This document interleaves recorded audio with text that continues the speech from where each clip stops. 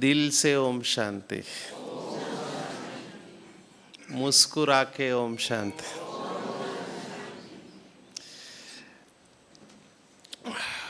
बारह 40 हुए हैं, इस 12:40 नाउ, 2 बजे तक उसमें ट्रांसलेशन है, तो मुझे कितना टाइम मिलेगा पता नहीं, पर मैं कोशिश करूँगा ज़्यादा से ज़्यादा देने का।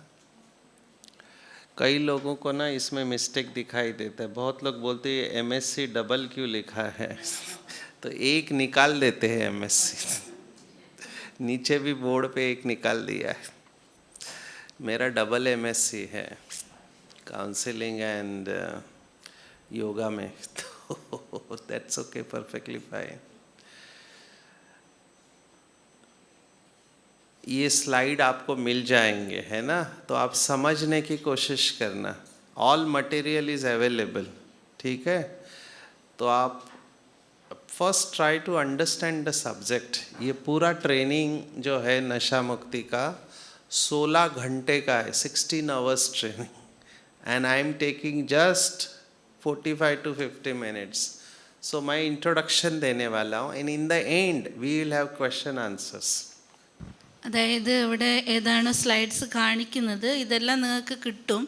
ബാക്കി നമ്മൾ കേവലം ശ്രദ്ധിക്കേണ്ടത് ഡോക്ടർ എന്താണോ ട്രെയിനിങ് തരുന്നത് അത് ഏത് രീതിയിലാണെന്നുള്ളത് മനസ്സിലാക്കാൻ വേണ്ടി ശ്രമിക്കുക. പിന്നീട് ഇതിൻ്റെ സെഷൻ കഴിയുമ്പോഴാണ് ചോദ്യോത്തര സെഷൻ ഉണ്ടാവുക. അപ്പോൾ നിങ്ങൾക്ക് ചോദ്യങ്ങളൊക്കെ ചോദിക്കാം.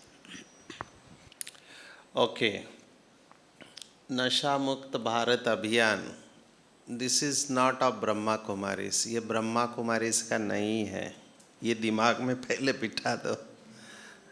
कई लोगों को लगता है हमारा नहीं है, ये गवर्नमेंट ऑफ इंडिया का है, ministry of social justice and empowerment, ठीक है. First point, this was launch by honourable prime minister, हमारे माननीय पंत प्रधान, जिनका इधर नाम ले सकते हैं कि नहीं मुझे नहीं पता, पर वो लॉन्च किया 15 अगस्त 2020 में लॉन्च हुआ ये project by government of India.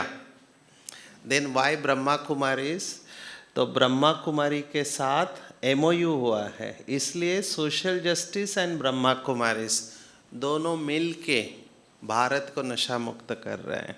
ये हमारे लिए बहुत बड़ा सम्मान है कि गवर्नमेंट ऑफ इंडिया ने ब्रह्मा कुमारी को चुना भारत को नशा मुक्त करने के लिए.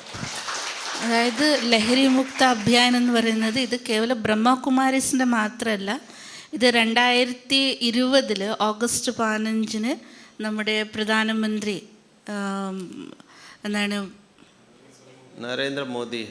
നരേന്ദ്രമോദിയാണ് ഇത് പ്രഖ്യാപിച്ചത്. അപ്പോൾ എന്തുകൊണ്ട് ബ്രഹ്മകുമാരീസ്? കാരണം അവർ തിരഞ്ഞെടുത്തത് ബ്രഹ്മകുമാരീസിനെയാണ്. ഭാരതത്തിൽ ഉടനീളം ഈ ഒരു ലഹരി പദാർത്ഥങ്ങളിൽ നിന്ന് എല്ലാവരെയും, ലഹരി പദാർത്ഥം മാത്രമല്ല പലവിധ ലഹരിയിൽ നിന്നും മോചനം നൽകാൻ വേണ്ടിയിട്ട് മെയിൻ ചുമതലപ്പെടുത്തിയത് ബ്രഹ്മകുമാരീസ്. അതുകൊണ്ട് സോഷ്യൽ ജസ്റ്റിസും പിന്നീട് ബ്രഹ്മകുമാരീസ് ചേർന്നാണ് ഈ ഒരു പ്രൊജക്റ്റ് ഇന്ന് നിലവിൽ കൊണ്ടുവന്നുകൊണ്ടിരിക്കുന്നത്. अच्छा, अभी भारत गवर्नमेंट कैसे काम करती है वो थोड़ा समझेंगे, फिर हमारा रोल क्या है उसमें देखेंगे.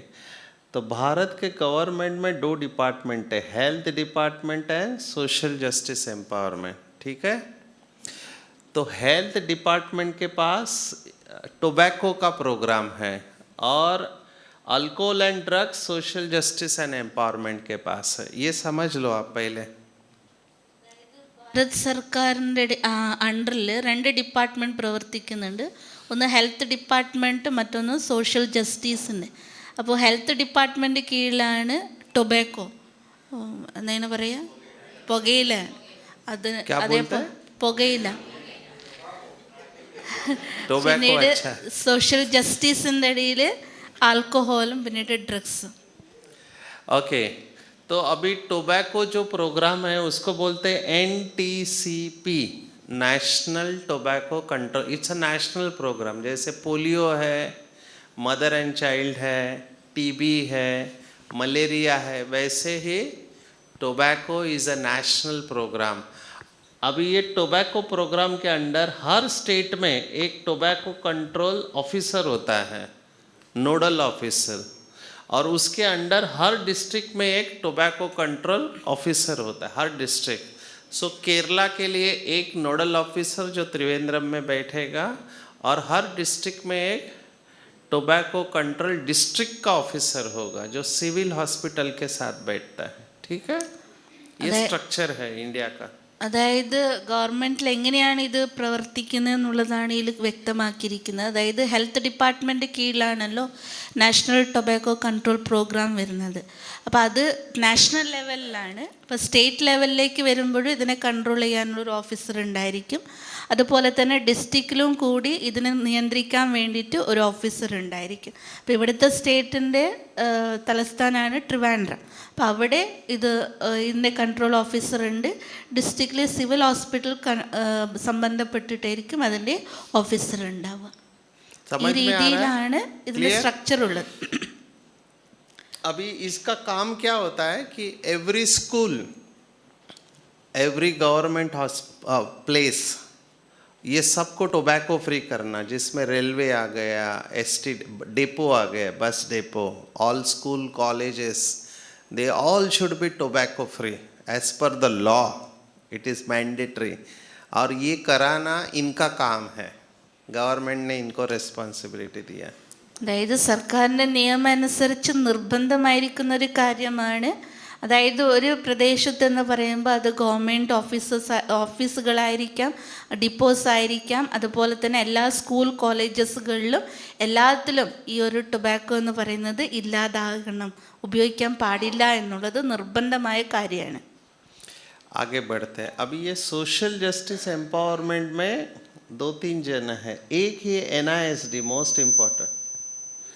NISD माना national institute of social defence, ये दिल्ली में रहता है. ठीक है, ये लोग क्या करते हैं, ये लोग पूरे भारत में नशा मुक्ति का ट्रेनिंग देते हैं. ठीक है, सबको.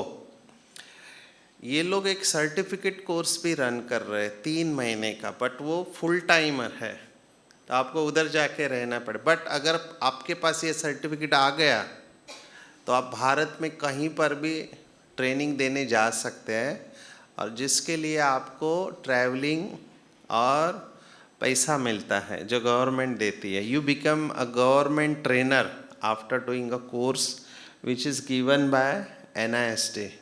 और खुशखबरी है कि बाबा के बच्चों ने ये सर्टिफिकेट कोर्स किया हुआ है और दे आर ट्रेनिंग सब जगह पे जाके. तो आपको भी अगर इंटरेस्ट है तो आप जाके ये दिल्ली में कोर्स कर सकते हैं. नंबर 1. नंबर 2, हर एरिया में भारत के there is something known as RRTC, regional resource training centre. तो समझो आप केरल वाले हैं, आप ज़्यादा दूर नहीं जाएंगे तो आपका regional resource training centre Chennai के पास होगा. ठीक है, वेस्टर्न इंडिया का पुणे में है regional resource training centre.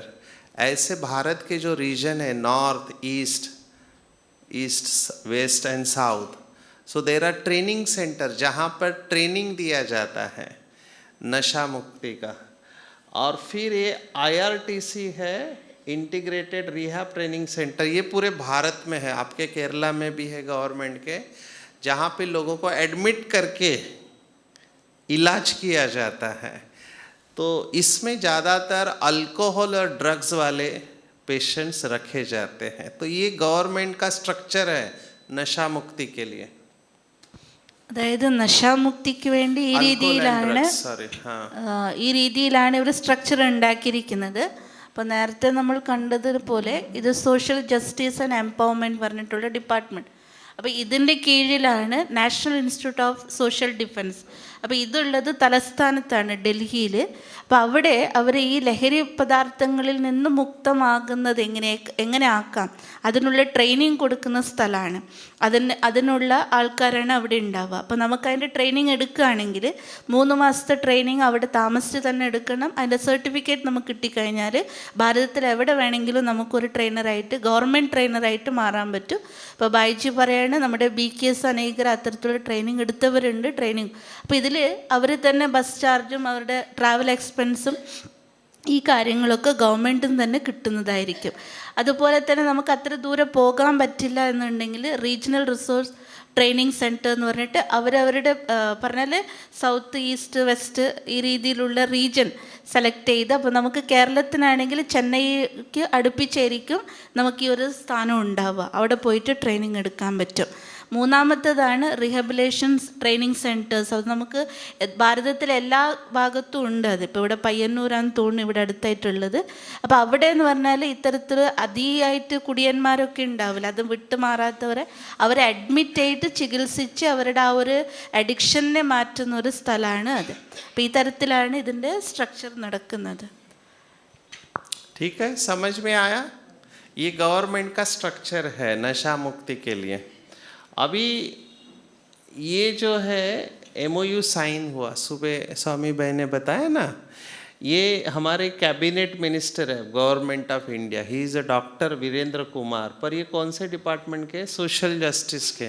Second time ये कैबिनेट मिनिस्टर बने, 5 साल पहले भी यही थे, और ये स्टेट मिनिस्टर है Ramdas Athawale.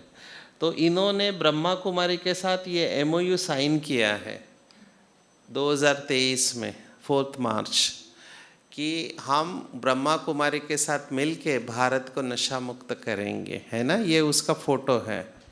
2023 cabinet minister, state minister, അതുപോലെ തന്നെ ബ്രഹ്മകുമാരീസ് ചേർന്ന് ഒരു ധാരണാപത്രം ഒപ്പുവെക്കുന്നത്. അതായത് നമ്മളും നിങ്ങൾക്കൊപ്പം ചേർന്ന് ഈ ഒരു ഭാരതത്തെ അത്തരത്തിലുള്ള ലഹരിയിൽ നിന്നും മുക്തി നേടിക്കൊടുക്കാൻ വേണ്ടിയിട്ട് നമ്മളും പ്രവർത്തിക്കാം എന്നുള്ള രീതിയിൽ. ये ब्रह्मा कुमारी पहले से ही नशा मुक्ति के सेवा में थी. ये प्रतिभा ताई पाटिल है, प्रेसिडेंट ऑफ इंडिया, है ना? इन्होंने अपना माई इंडिया एडिक्शन फ्री इंडिया ये ऑलरेडी लॉन्च किया था हमने 2013 में, और ये अमरावती महाराष्ट्र में है, वहाँ पे लॉन्च हुआ था. ये प्रोग्राम ऑलरेडी चल रहा था. ठीक है, जस्ट आपको बैकग्राउंड दो मेडिकल विंग की तरफ से. അപ്പോൾ ഇത് മെഡിക്കൽ വിങ്ങിൻ്റെ ഭാഗത്ത് നമുക്കിത് അറിയാൻ വേണ്ടിയിട്ടാണ് ഇവർ ഇത് നമ്മുടെ മുന്നിൽ പ്രസൻറ്റ് ചെയ്യുന്നത്. 2013 അതായത് സർക്കാരുമായിട്ട് ധാരണാപത്രം ഒപ്പുവെക്കുന്നതിന് മുൻപ് തന്നെ നമ്മൾ ഡി അഡിക്ഷന് വേണ്ടിയിട്ട് പ്രവർത്തനം തുടങ്ങിയതായിരുന്നു. അപ്പോൾ നമുക്കറിയാം നമ്മുടെ മുൻ പ്രസിഡൻ്റായിരുന്ന പ്രതിഭ പാട്ടീൽ, അപ്പോൾ അവരുള്ള സമയത്ത് തന്നെ അമരാവതിയിൽ വെച്ചിട്ടാണ് my India addiction free India എന്ന് പറഞ്ഞിട്ടുള്ള ആ ഒരു പ്രൊജക്റ്റ് ലോഞ്ചിങ് ആണ് ഇത് കാണിച്ചിരിക്കുന്ന ഫോട്ടോ. ये बाबा ने टोबैको का प्रोजेक्ट लॉन्च किया, ग्लोबल इनिशिएटिव टोबैको अवेयरनेस.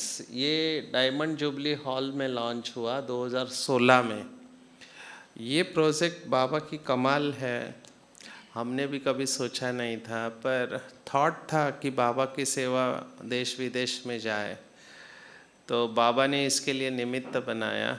ये विजन आया था मेडिटेशन में कि हम कुछ ऐसा करें, और हमेशा ये विचार था कि भगवत गीता, गीता से बाबा की प्रत्यक्षता होगी, तो इसका नाम भी हमने गीता रखा. Gita is GITA, global initiative of tobacco awareness. और आज बाबा की मदद से ये प्रोजेक्ट 180 कंट्रीज़ में पहुंच चुका है, 180 कंट्रीज़ ऑफ द वर्ल्ड. तो ये भी बाबा का कमाल है. മറ്റൊരു അത്ഭുതം എന്ന് പറയുന്നത് 2016 ബാബ്ദാദ ലോഞ്ച് ചെയ്തതാണ് GITA. അതായത് ബ്രദറിന് ആ ഒരു ബോധോദയം എന്ന് പറയല്ല, അല്ലെങ്കിൽ അവർക്കൊരു ടച്ചിങ് ഉണ്ടായി, ഒരു വിഷൻ ഉണ്ടായി, ബാബയെ പ്രത്യക്ഷപ്പെടുത്തേണ്ടത് ഗീതയുടെ ആധാരത്തിലാണ്. അങ്ങനെയാണ് അവരുടെ സങ്കല്പം വന്നത് ഗ്ലോബൽ ലെവലിൽ ഈ ഒരു ടൊബാക്കോ മുക്തി നേടാനുള്ള ഒരു പ്രോജക്റ്റ്. അങ്ങനെ ഇന്ന് 180 രാജ്യങ്ങളിൽ ഈ ഒരു കാര്യം സഫലമായിട്ടുണ്ട്. ये देखो, ये आप देख रहे हैं इंडिया ब्रह्मा कुमारीज.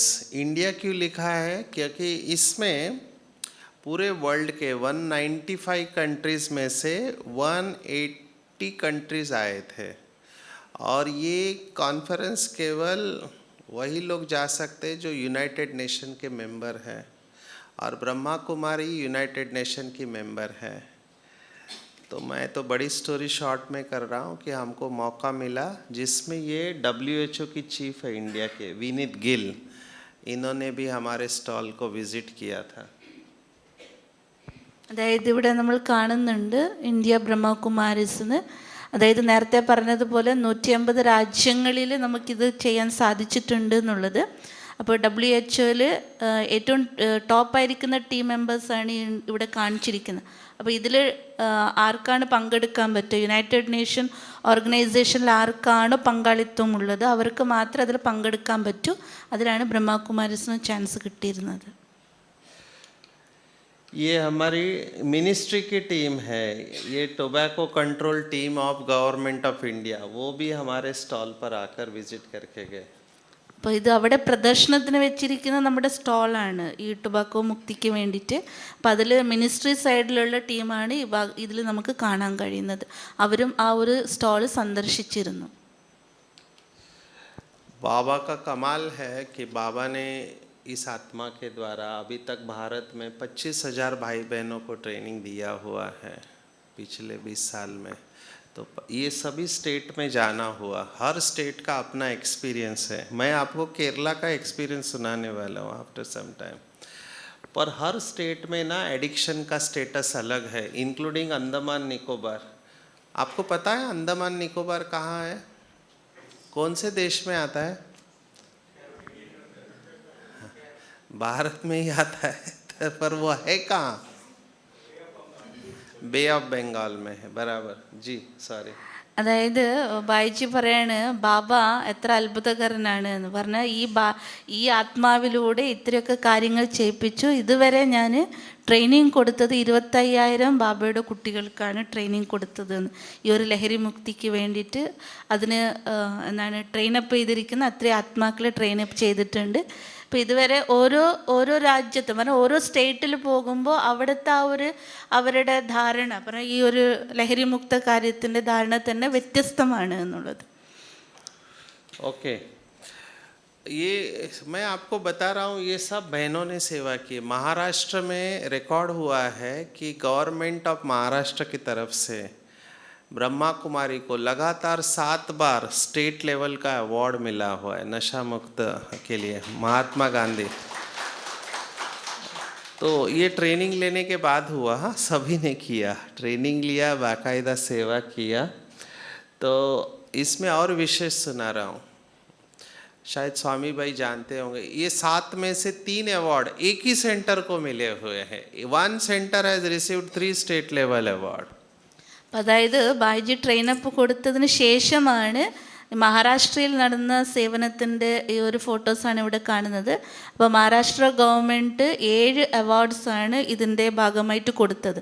അതിൽ സ്പെഷ്യലി 3 അവാർഡ് ഒരേ സെൻറ്റർക്കാർക്ക് തന്നെയാണ് കിട്ടിയത്. वो सेंटर है जहाँ डॉक्टर सचिन भाई रहते हैं, विक्रोली, मुंबई. और केवल अवार्ड नहीं मिला है, 11 लाख रुपए भी मिले गवर्नमेंट की तरफ से, 11 लाख. അതായത് ഗവൺമെൻറ്റിൻ്റെ ഭാഗത്തുനിന്ന് 3 അവാർഡ് കിട്ടിയത് സച്ചിൻ ഡോക്ടർ ഉള്ള സെൻറ്ററിലാണ്, വിക്രോലി എന്ന് പറഞ്ഞ ബോംബെയിലെ സെൻറ്ററിൽ. വെറും അവാർഡ് മാത്രമല്ല 11 ലക്ഷം കൂടി അവർക്ക് ഗവൺമെൻറ് ഭാഗത്തുനിന്ന് കിട്ടിയിട്ടുണ്ട്. तो मैं ये कह रहा हूँ, हर स्टेट गवर्नमेंट का कुछ ना कुछ पॉलिसीज होता है. सो वी आर लकी कि महाराष्ट्र का था. सो अभी तक हमको 50 अवार्ड, अभी हर एक सिस्टर का स्टोरी है लेकिन टाइम जाएगा इसलिए मैं नहीं सुना रहा. Let's come to the training, ठीक है? अभी इंग्लिश है थोड़ा, है ना? I hope most of you will understand English. तो कौन सा पदार्थ का नशा हो सकता है? तो कोई भी पदार्थ जो लेने के बाद आपका थिंकिंग बदलता है, सोच, आपका फीलिंग बदलता है, आपका बिहेवियर बदलता है, मोटर फंक्शंस बदलते हैं, वो सब एडिक्टिव पोटेंशियल रखते हैं. तो कोई भी पदार्थ लेने के बाद आपका अगर बिहेवियर बदलता है तो वो एडिक्शन क्रिएट कर सकता है. ठीक है? एक सिंपल डेफिनेशन एडिक्शन के. അതായത് എങ്ങനെയാണ് ഈ അഡിക്ഷൻ ഉള്ളത് അല്ലെങ്കിൽ എങ്ങനെയാണ് ഇത് വരുന്നത് എന്നുള്ളതാണ് ബായിജി പറഞ്ഞിരുന്നത്. അതായത് എന്തെങ്കിലും വസ്തുക്കൾ നമ്മൾ ഉപയോഗിക്കുമ്പോൾ നമ്മുടെ ചിന്താഗതിയിൽ മാറ്റം ഉണ്ടാക്കുന്നു, നമ്മുടെ ഫീലിങ്സിൽ മാറ്റം ഉണ്ടാക്കുന്നു, നമ്മുടെ സ്വഭാവത്തിൽ മാറ്റം ഉണ്ടാക്കുന്നു, നമ്മുടെ പ്രവൃത്തിയിൽ മാറ്റങ്ങൾ ഉണ്ടാക്കുന്നു, നമ്മുടെ വാക്കിൽ നടത്തത്തിലൊക്കെ മാറ്റങ്ങൾ ഉണ്ടാക്കുന്നു എങ്കിൽ സ്വാഭാവികമായിട്ട് നമ്മൾ അതിലേക്ക് എഡിക്റ്റ് ആയിക്കൊണ്ടിരിക്കുന്നു എന്നാണ്. नंबर 2, एडिक्शन, बहुत लोग मेरे को बोलते कि विल पावर की कमी है, ठीक है। तो now you need to decide what is willpower. Willpower आप किसे कहते हैं? विल पावर का ट्रांसलेशन होता है इच्छा शक्ति, ठीक है ना। लेकिन ब्रेन के आगे किसी का कुछ नहीं चलता है। बहुत लोग हैं जिनके पास ज़बरदस्त इच्छा शक्ति है, माना बड़े बड़े बिजनेसमैन है, एजुकेशन स्टॉलवर्ट है, माना उनकी विल पावर पे ही तो पहुँचे हैं इतने बड़े पोस्ट पे, लेकिन एडिक्शन के आगे उनका कुछ नहीं चलता है। इसीलिए हम कहते हैं addiction is a disease of brain, not a fault in character. यहाँ पर मैं एक बहुत बड़ा स्टेटमेंट आपको बता रहा हूँ और आपको इसको समझना है अच्छी तरह से। सुन रहे हैं? हाँ, मुझे बताओ, बीमार व्यक्ति के ऊपर गुस्सा करना चाहिए या उसका इलाज करना चाहिए? हाँ, ബൈജി ചോദിക്കുകയാണ്, ഒരു അസുഖമായിട്ടുള്ള വ്യക്തിയോട് നമുക്ക് ദേഷ്യപ്പെടണോ അല്ലെങ്കിൽ അവരെ ചികിത്സിക്കുകയാണോ വേണ്ടത്? इलाज करना चाहिए। तो जो एडिक्ट है वो बीमार है, गुस्सा करना, उसको गाली देना, मारना, उससे कुछ नहीं होगा, उसका इलाज ज़रूरी है। അപ്പോൾ ആരാണ് അത്തരത്തിൽ അഡിക്റ്റ് ആയിട്ടുള്ളത് അവരോട് ദേഷ്യപ്പെടുന്നതല്ല നമ്മൾക്ക് വേണ്ടത്, അവരെ ചികിത്സിച്ച് അവരെ ഭേദമാക്കുകയാണ് വേണ്ടത്, അല്ലാണ്ട് ദേഷ്യപ്പെടുക, അവരെ വഴക്ക് പറയുകയല്ല ചെയ്യേണ്ടത്. तो हमारा दृष्टिकोण इन लोगों के प्रति बदलना चाहिए जो एडिक्ट है ना। समाज का जो दृष्टिकोण है उसकी वजह से ये लोग दूर भागते हैं, क्योंकि हर एक आता है उसको गाली देता है, घर वाले भी बोलते हैं, बाहर वाले भी बोलते हैं। तो जब तक आप उसको स्वीकार नहीं करेंगे ना, तब तक आप उसको ठीक नहीं कर सकते। ഇപ്പോൾ എഡിക്റ്റ് ആയിരിക്കുന്നവർ സമൂഹത്തിൻ്റെ മുന്നിൽ വരാത്തതും മാറി നിൽക്കുന്നതിൻ്റെ കാരണം എന്താ? അത്തരത്തിലുള്ള വ്യക്തികളെ കാണുമ്പോൾ അവരുടെ പ്രതിയുള്ള നമ്മുടെ കാഴ്ചപ്പാടുകൾ ഏതാണോ അത് മാറ്റം വരുത്തണം. അവരെ നമ്മൾ അക്സെപ്റ്റ് ചെയ്യുക, അവരെ നമ്മൾ ചേർത്ത് പിടിച്ച് അവരെ മാറ്റിയെടുക്കാൻ വേണ്ടി ശ്രമിക്കുക, എന്നാൽ മാത്രമേ അത് സാധിക്കുള്ളൂ. അതുകൊണ്ട് അവരുടെ പ്രതിയുള്ള ആ ഒരു കാഴ്ചപ്പാടിലാണ് മാറ്റങ്ങൾ വരുത്തേണ്ടത്. Do you agree? ഇതിൽ നിങ്ങൾ സമ്മതമാണോ? बाबा भी यही कर रहा है, ध्यान से सुनो। बाबा भी ऐसे ही इलाज कराता है। बाबा को पता है मेरा ये बच्चा जो है ना अमृत वेला करता है, ना सेवा में आता है, ना कुछ करता है, नियमों के ऊपर भी नहीं चलता है, सिर्फ गुरुवार को भोग खाने को आता है। बाबा को पता है, लेकिन बाबा का पहला शब्द क्या है मुरली का? That is the treatment. बाबा स्वीकार कर रहा है उसको, तभी तो वो ठीक होगा ना। बाबा कह रहा है मीठे बच्चे, प्यारे बच्चे, तुम जो हो, जैसे हो, मेरे हो, दैट इज द ट्रीटमेंट।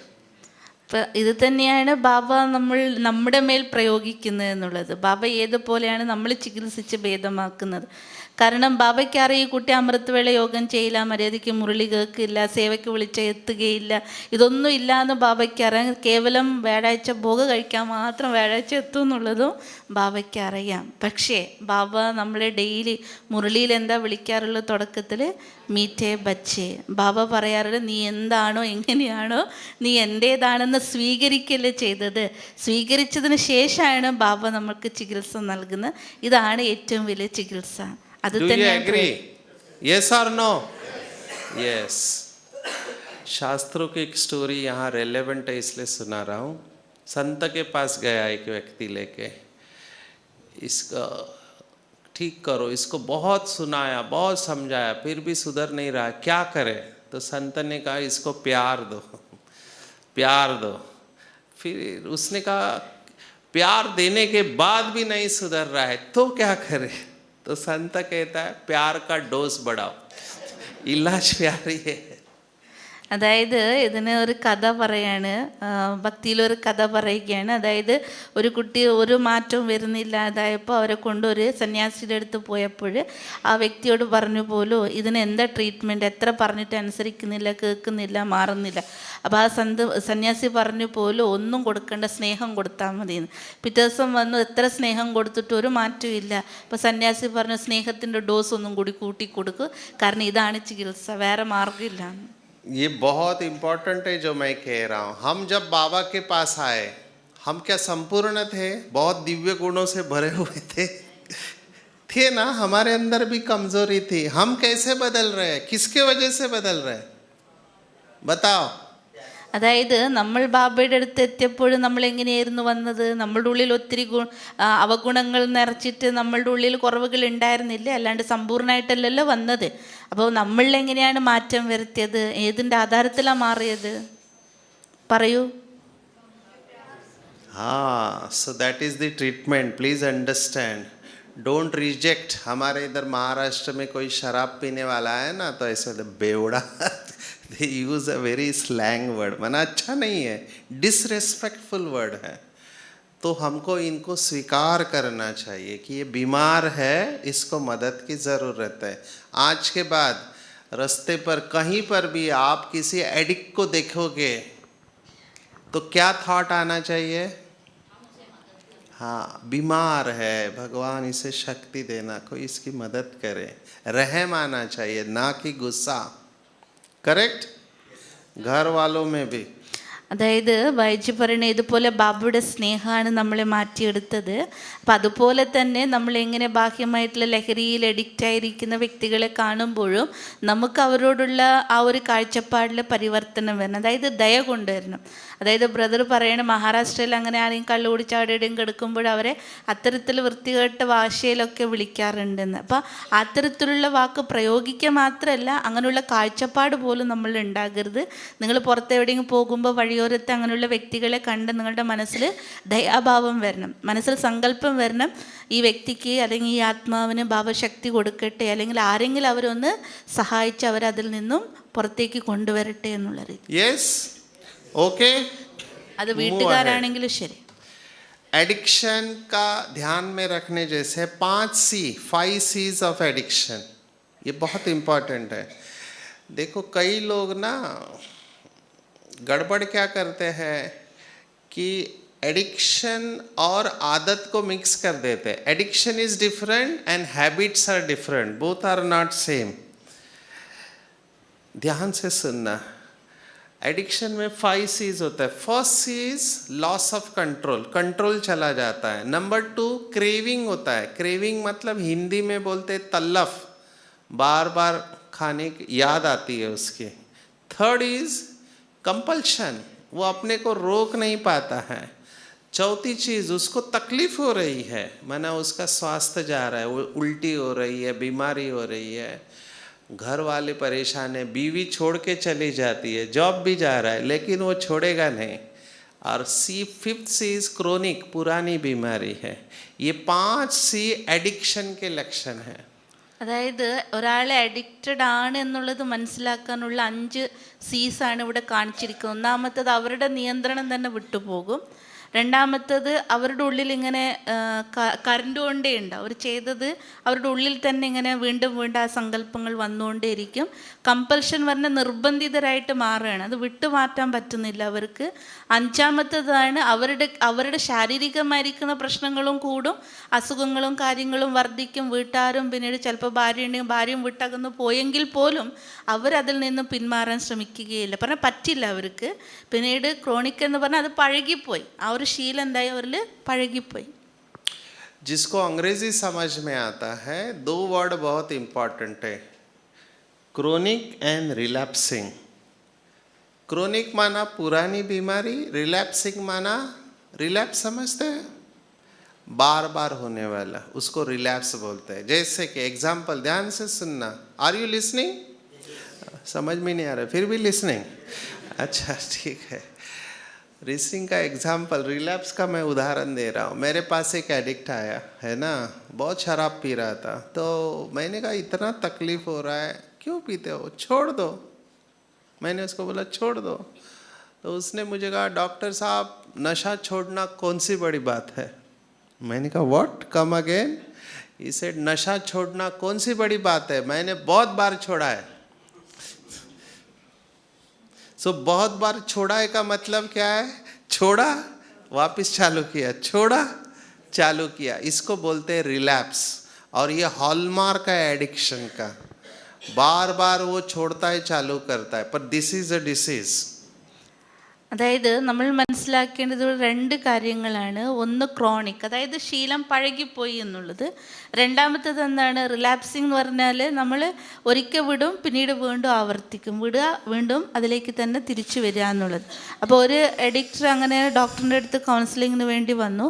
അപ്പോൾ ഡോക്ടറോട് പറഞ്ഞു പോലും ഇങ്ങനെയുള്ള വിഷമമുണ്ട്, ഇതൊക്കെ വിട്ട് കിട്ടണമെന്നുള്ളത്. അപ്പോൾ ഡോക്ടർ പറഞ്ഞു വിട്ടേക്ക്, എന്തിനാ പിന്നെ അതിന് ഉപയോഗിക്കുന്നതെന്ന്. അപ്പോൾ അയാൾ തന്നെ പറഞ്ഞു പോലും ഇത് വിടാൻ അത്ര ബുദ്ധിമുട്ടുള്ള കാര്യമൊന്നുമല്ല എന്ന്. പിന്നെന്താ സംഭവം? വിടുക, പിന്നീട് വീണ്ടും കുടിക്കാൻ തുടങ്ങും, അതാണ് സംഭവം. अच्छा, अभी ये इसका एक एग्जाम्पल देता हूँ बीके का. आप यस और नो में जवाब देंगे. क्लियर? ഡോക്ടർ ചോദ്യം ചോദിക്കും, യെസ് ഓർ നോല് ഉത്തരം കൊടുക്കും, ഒന്നില്ലെങ്കിൽ ഹാ അല്ലെങ്കിൽ ഇല്ല. गुस्सा करना अच्छा है या खराब? ദേഷ്യപ്പെടുന്നത് നല്ലതാണോ മോശമാണോ? खराब है. अच्छा, गुस्सा करने के बाद अच्छा लगता है, तकलीफ होती है? ദേഷ്യപ്പെടുമ്പോൾ നമുക്ക് സ്വയം നല്ലത് ഫീൽ ആകുമോ അല്ലെങ്കിൽ മോശം ബുദ്ധിമുട്ട് അനുഭവപ്പെടുമോ? Very good. गुस्सा करने के बाद रिश्ते बनते हैं या बिगड़ते हैं? ദേഷ്യപ്പെടുമ്പോൾ നിങ്ങളുടെ ബന്ധങ്ങൾ കൂടിച്ചേരും അല്ലെങ്കിൽ വിട്ടകന്നു പോവോ? Very good. कौन कौन है आप में से जो कभी गुस्सा नहीं करते? ഇനി പറ, ഇതിനിടയിൽ ആര് ദേഷ്യപ്പെടാത്തവരുണ്ട് എന്നുള്ളത്? समझ में आया अभी आपको? इसको बोलते रिलैप्सिंग डिसऑर्डर. ये रिलैप्स है. അപ്പോൾ ബായിജി എഡിക്ഷൻ എങ്ങനെ റിലാപ്സിങ്, അതേപോലെ തന്നെ നമുക്കിടയിലും അത് എഡിക്ഷൻ ഒരു അത്തരത്തിലുള്ള റിലാപ്സിങ് ഒരു അസുഖമാണ് എന്ന്. तो हमारी ये हालत है, जबकि हमारा टीचर स्वयं सर्वशक्तिवान है, रोज़ कह रहा है, उसके बाद हमारी हालत है. तो आप उनका सोचो जिनके ब्रेन में चेंजेस हुआ है. रहम आना चाहिए कि नहीं? അപ്പോൾ നമ്മളെ പഠിപ്പിക്കുന്ന സ്വയം പരമാത്മാവാണ്. അത്രയും ശ്രേഷ്ഠ ശിക്ഷകൻ നമ്മളെ പഠിപ്പിക്കുമ്പോഴും നമ്മൾ വീണ്ടും വീണ്ടും ദേഷ്യപ്പെടുക തന്നെയല്ലേ ചെയ്യുന്നത്, നമുക്ക് അറിഞ്ഞിട്ട് പോലും. അപ്പോൾ ചിന്തിച്ചു നോക്കിയേ, കാലങ്ങളായി ഉപയോഗിക്കുന്ന ഈ വസ്തുവിൽ നിന്നും അവർക്ക് മുക്തി ഉണ്ടാക്കുക, അതിനെ വിട്ടു പോവുക എന്ന് പറഞ്ഞാൽ അവരുടെ മനസ്സിലുണ്ടാക്കിയ ആ മാറ്റത്തിൽ നിന്നും പുറത്തേക്ക് വരാൻ അവർക്ക് എത്ര പ്രയാസകരമായിരിക്കും. അപ്പം അങ്ങനെയുള്ളവരോട് നമുക്ക് ദയയല്ലേ വരേണ്ടത്? ठीक है, बराबर बोल रहा हूँ. हमारे पास एक मैनेजर बीके बहन, manager of bank, retire, very senior. झगड़ा हो गया बिल्डिंग में, तो सब हमेशा वाइट ड्रेस और बैच पहनने वाले. अभी पानी के ऊपर से झगड़ा हो गया. उसने क्या बोला पता है? मुझे बहुत हंसने को आया, पर उसने ऐसे बोला, ओम शांति में हूँ इसलिए चुप हूँ, नहीं तो बता देती. അതായത് ബൈജു പറയാണ് നമ്മളും എത്രത്തിലാണെന്നുള്ളത്. അതായത് ബോംബെയിൽ ഒരു സഹോദരി, അതായത് BK സഹോദരി ബാങ്ക് മാനേജറായിരുന്നു, റിട്ടയർഡ് പേഴ്സൺ ആണ്. അപ്പോൾ അവർ നിൽക്കുന്ന സ്ഥലത്ത് വെള്ളത്തിൻ്റെ പ്രശ്നം കൊണ്ട് എപ്പോഴും അടിയായിരിക്കും. അപ്പോൾ ഈ സ്ത്രീ സിസ്റ്റർ സഹോദരി ഈ ഒരു പ്രശ്നം വരുമ്പോൾ പറയുമ്പോലോ, ഞാൻ ഓം ശാന്തിയിലുള്ളത് കൊണ്ട് ഞാൻ മിണ്ടാണ്ടിരിക്കണത്, ഇല്ലെങ്കിൽ ഞാൻ വല്ലതൊക്കെ പറഞ്ഞേനേന്ന്. माना सब पता होते हुए भी ये रिलैप्स का मैं बात कर रहा हूँ. This is relapse. तो हमारे अंदर भी ये संस्कारों का रिलैप्स होता है. वो तो बेचारी जिसको ईश्वरीय ज्ञान नहीं है, शक्ति नहीं, वो हमारी ये हालत है, तो उसकी कितनी खराब हालत. So this with this understanding comes compassion. तभी रहम आएगा, एम्पैथी. Are you there? അതായത് മറ്റുള്ളവരോട് നമുക്ക് അവരുടെ എഡിക്ഷൻ, അവരുടെ അങ്ങനെ ഒരു അവസ്ഥ ഉണ്ടാകുമ്പോൾ നമുക്ക് അവരുടെ പ്രതി ദയ വരണമെങ്കിൽ ആദ്യം ഞാൻ എന്നിൽ മനസ്സിലാക്കാൻ ശ്രമിക്കണം. അതായത് ബാബ ഇത്രയൊക്കെ പറഞ്ഞിട്ടും നമ്മളുടെ മേലെ ആ ഒരു റിലാക്സിങ് എന്ന് പറഞ്ഞുള്ള ഒരു സംസ്കാരം വരുന്നുണ്ട്. അതായത് ബാബ പറയുന്നുണ്ട് ദേഷ്യപ്പെടേണ്ട എന്ന് പറഞ്ഞിട്ടും വീണ്ടും വീണ്ടും ചില സന്ദർഭങ്ങളിൽ നമ്മൾ ദേഷ്യപ്പെടുമ്പോൾ നിങ്ങൾ ചിന്തിച്ച് നോക്കുക, അവരിൽ ജ്ഞാനവും ഇല്ല. നമ്മൾ വൈറ്റ് ഡ്രസ്സും ബാഡ്ജും ഒക്കെ കുത്തിയിട്ടാണ് ഇതൊക്കെ പറയുക. അപ്പോൾ അവരിൽ അതില്ല, ജ്ഞാനവും ഇല്ല, അറിവില്ല, ഒന്നുമില്ല, ബാബയെ അറിയുന്നില്ല, ഒന്നുമില്ല. അപ്പോൾ അവർക്ക് അങ്ങനെ വരുമ്പോൾ നമുക്ക് അവരുടെ പ്രതി എന്തുണ്ടായിരിക്കണം? ആ ഒരു കമ്പാഷൻ, ഒരു ദയ അവരോട് നമുക്ക് ഉണ്ടായിരിക്കണം. अच्छा, बाबा हमारी गलतियों को देख के गुस्सा करता है या बाबा को रहम आता है? നമ്മുടെ തെറ്റുകൾ കണ്ട് ബാബയ്ക്ക് നമ്മളോട് ദയ വരുമോ അല്ലെങ്കിൽ ദേഷ്യം വരാറുണ്ടോ? मेरा बच्चा है, सर्वशक्तिवान का बच्चा कर क्या रहा है? ബാബയ്ക്ക് ദയത്വം. गुस्सा नहीं करता है. ബാബ ഒരിക്കലും ദേഷ്യപ്പെടാറില്ല. ബാബ നോക്കുന്നത് സർവശക്തിവാനായിരിക്കുന്ന എൻ്റെ മക്കളാണിത്, അത് ചെയ്തുകൊണ്ടിരിക്കുന്നത് എന്താണ്. ऐसे हमको भी बाप समान बन के रहम बनेंगे तो दाता फिर करके उसको मदद कर पाएंगे, उसको सूक्ष्म में सहयोग। वो मैं आ रहा हूँ ट्रीटमेंट के ऊपर। അപ്പോൾ നമ്മൾ ബാബയുടെ മക്കൾ ബാബയ്ക്ക് സമാനമായി നമുക്ക് അവരുടെ പ്രതി ദയ ഉണ്ടാകുമ്പോൾ മാത്രമേ നമുക്ക് അവരെ ഭേദമാക്കാൻ അല്ലെങ്കിൽ അവർക്ക് നമ്മൾ സഹായിയാകാനും സാധിക്കും. अच्छा, अभी एडिक्शन की स्टेज देखो। हर व्यक्ति नशा करने वाला कभी ना कभी शुरुआत करता है, ठीक है?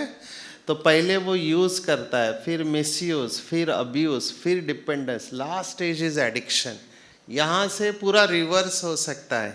यहाँ से रिवर्स होना सक्सेस रेट इज़ वेरी कम। तो जब हम एडिक्ट बोलते हैं तो हम इस स्टेज को बोलते हैं, ये स्टेज एडिक्शन नहीं है, ये पहले वाली।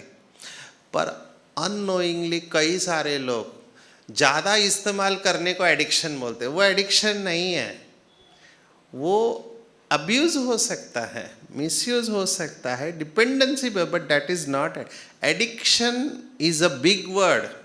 एडिक्शन एक बहुत बड़ा शब्द है। एडिक्शन माना आपका ब्रेन में चेंजेस हो गया है, स्ट्रक्चर एंड फंक्शन, तभी एडिक्शन। इसलिए हम कहते हैं एडिक्ट मत बोलो किसी को, क्योंकि एडिक्ट का लेबल चिपक गया है ना, वो जिंदगी भर रहता है फिर।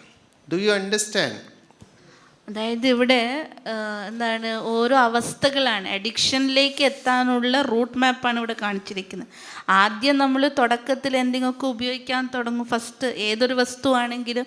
പിന്നീട് അതിനെ ദുരുപയോഗപ്പെടുത്താൻ തുടങ്ങും. പിന്നീട് അതിനെ നമ്മൾ ഒരു കുറ്റകരമുള്ള രൂപത്തിലേക്ക് നമ്മൾ അതിനെ എത്തിക്കാൻ തുടങ്ങും. പിന്നീട് എന്താകും, അതിന് അടിമപ്പെട്ടു പോകും, അതില്ലാതെ പറ്റില്ല എന്നുള്ള രീതിയിലേക്ക് മാറുകയാണ്. പിന്നീടാണ് സ്റ്റേജ് വരുന്നത് അതും ഞാനും ഒന്നാണെന്നുള്ളൊരവസ്ഥ, അഡിക്ഷനിലേക്ക് എത്തും. അപ്പം അതുകൊണ്ട് ബായി പറയാണ്, ഒരിക്കലും ആരെയും എന്തെങ്കിലുമൊക്കെ കൂടുതൽ ഉപയോഗിക്കുമ്പോൾ നമ്മൾ പറയില്ലേ എഡിക്റ്റായി പോയി എന്ന്, അങ്ങനെ ഒരിക്കലും പറയരുത് എന്ന്. കാരണം നമ്മൾ പറഞ്ഞു പോയാൽ പിന്നെ അത് ലേബിൾ അവരിലേക്ക് ഒട്ടിച്ചു വെച്ചതുപോലെയാണ്. അപ്പം അതുകൊണ്ട് ഉപയോഗിക്കായിരിക്കും, ചിലപ്പോൾ അതിനെ ദുരുപയോഗപ്പെടുത്തായിരിക്കാം, ഡിപ്പെൻഡ് ആകുകയായിരിക്കും. അല്ലാണ്ട് അഡിക്ഷനിലേക്ക് എത്തുന്നത് വലിയൊരു വാക്കാണ്, അത് വലിയൊരു ആഴത്തിൽ ചെല്ലുന്നതാണ്. मैंने सुना है केरल में चाय भी बहुत पीते हैं, राइट है? मुझे नहीं पता। तो 2 कप चाय पीना यूज़ कर रहे हैं आप, 5 बार चाय पीने लगे, 5-6 बार आप मिसयूज़ कर रहे हैं। आपने 10 कप चाय पीना चालू किया, आप एब्यूज़ में जा रहे हैं। चाय पीने के बाद अब मेरे पास ये केस है, किडनी स्टोन हो गया चाय के वजह से, क्योंकि चाय में ऑक्सलेट क्रिस्टल होते, किडनी में स्टोन हो गया, पेन हो रहा है। वो स्टोन का ऑपरेशन कर लिया, स्टोन निकाल दिया, लेकिन चाय चालू है, दैट इज़ एडिक्शन। വായിച്ചതൊന്നും കൂടി നമുക്ക് വ്യക്തമാക്കി തരാണ്. അതായത് കേരളത്തിൽ അധികം ചായ കുടിക്കുമെന്നാണ് അറിഞ്ഞത്. അപ്പോൾ ഒരു വ്യക്തി 2 ഗ്ലാസ് ചായ കുടിക്കുമെന്ന് വിചാരിച്ചോ, പക്ഷേ അതിന് നമുക്ക് ഒരു യൂസ് ചെയ്യാൻ തുടങ്ങി. പിന്നീട് അത് മിസ്യൂസ് ആകുന്നത് എപ്പോഴാണ്, ഇതേ ചായ അളവിൽ 5 പ്രാവശ്യം കുടിക്കുമ്പോൾ. പിന്നീട് അത് ഒരു കുറ്റ അവസ്ഥയിലേക്ക് വരുന്നത് എപ്പോഴാണ്, അത് 10 പ്രാവശ്യത്തിലേക്ക് ആക്കുമ്പോൾ. പിന്നെ അങ്ങനെ ചായ കുടിച്ച് പിന്നീട് അറിഞ്ഞു കിഡ്നിയിൽ സ്റ്റോണായി, ചായൻ്റെ കാരണമായാലും എന്തൊരു വസ്തുവിനെ കുറിച്ച് പേര് പറഞ്ഞു. അപ്പോൾ അതിനെ കൊണ്ട് കിഡ്നി സ്റ്റോണായി. കിഡ്നി സ്റ്റോൺ എടുത്തു കളയാൻ വേണ്ടി ഓപ്പറേഷനും ചെയ്തു. പക്ഷെ ഇതൊക്കെ നടക്കുമ്പോഴും ചായ കുടി മാത്രം നിർത്തിയില്ല. അതിനെയാണ് അഡിക്ഷൻ എന്ന് പറയുക. यहाँ कोई है महारथी 5 के ऊपर चाय पीने वाला? ഇവിടെ അങ്ങനെ ആരെങ്കിലും മഹാരഥി ഉണ്ടോന്ന്, 5 പ്രാവശ്യത്തെക്കാൾ കൂടുതൽ ചായ കുടിക്കുന്നത് ഉണ്ടാ? इतना सन्नाटा क्यों हो गया? आगे चलते अभी एक बहुत बड़ा प्रश्न हमारे सामने है कि 2 ग्रुप है, दोनों नशा चालू करते हैं, लेकिन एक नशेड़ी बनता है, दूसरा नहीं बनता। ये क्यों है? ऐसा फर्क क्यों है? उसका कारण हम देखने वाले। അതായത് ഇവിടെ നമ്മൾ കാണാൻ പോകുന്നത് 2 വ്യക്തികൾ ഒരുമിച്ചായിരിക്കും കുടിക്കാൻ തുടങ്ങിയിട്ടുണ്ടാവും, അല്ലെങ്കിൽ എന്തെങ്കിലും അത്തരത്തിലുള്ള ലഹരി പദാർത്ഥം ഉപയോഗിക്കാൻ തുടങ്ങിയിട്ടുണ്ടാവും. പക്ഷെ ഒരാൾ മുഴുവനായിട്ടും കുടിയനായിട്ട് മാറിയിട്ടുണ്ടാവും, മുഴുവനായിട്ട് അതിൽ എഡിക്റ്റ് ആയിട്ടുണ്ട്, ഒരാളായിട്ടേ ഉണ്ടാവില്ല. അതിൻ്റെ കാരണം എന്താണ്? ध्यान से सुनना है ना, ये 2 फैक्टर है, एक बोलते हैं रिस्क फैक्टर, एक प्रोटेक्टिव फैक्टर। रिस्क फैक्टर जिनको है, माना खतरे के घटक है, वो लोग नशा अगर चालू करते हैं तो वो एडिक्ट बनने के चांसेस ज़्यादा हैं। और प्रोटेक्टिव फैक्टर है तो भले आपने चालू किया है या सिचुएशन है, लेकिन आप नशेड़ी नहीं बनेंगे। तो सबसे इम्पोर्टेंट फैक्टर है कि आपका बचपन में है ना, आपका स्वभाव कैसे है, पढ़ाई में आप कैसे हैं, आपका सराउंडिंग कैसे है, आपके घर में कोई है क्या नशा करने वाला, ये सब फैक्टर रिस्क फैक्टर है। समझ रहे?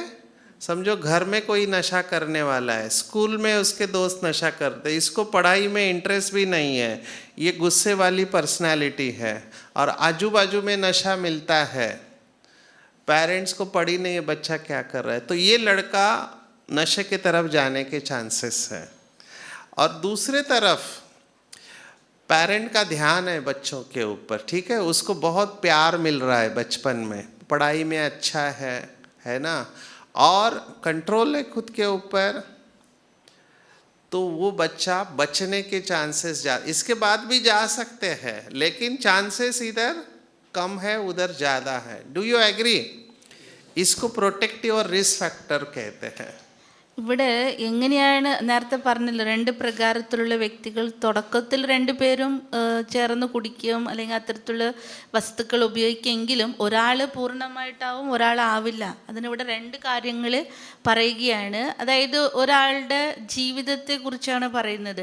റിസ്ക് ഫാക്ടർ എന്ന് പറയുമ്പോൾ അയാളുടെ ചുറ്റുപാടുള്ള സ്ഥിതിഗതികൾ അങ്ങനെയായിരിക്കും. ചിലപ്പോൾ അച്ഛൻ കള്ളുകുടിയനായിരിക്കാം, വീട്ടിൽ അച്ഛനമ്മമാർ ശരിക്കും അവരെ ശ്രദ്ധിക്കുന്നുണ്ടാവില്ല, നല്ല പഠിത്തത്തിൽ ശ്രദ്ധയുണ്ടാവുകയില്ല, അവരുടെ കൂട്ടുകെട്ട് അങ്ങനെയുള്ളതായിരിക്കാം, അത് ചീത്തവിളി ഇങ്ങനത്തെയുള്ള സ്വഭാവ സംസ്കാരമുള്ളവരുടെ കൂട്ടുകെട്ടായിരിക്കാം. പറഞ്ഞാൽ അവർ ജനിച്ച് വളർന്ന രീതികൾ എന്തോ അത് അവരെന്താക്കി മാറ്റും, കൂടുതലായിട്ടും അവർ അച്ഛനമ്മ ശ്രദ്ധിക്കുന്നില്ല എന്ന് കരുതുമ്പോൾ അവർ വീണ്ടും എന്താവും, എഡിക്ഷനിലേക്ക് പോകാൻ ചാൻസസ് കൂടുതലാണ്.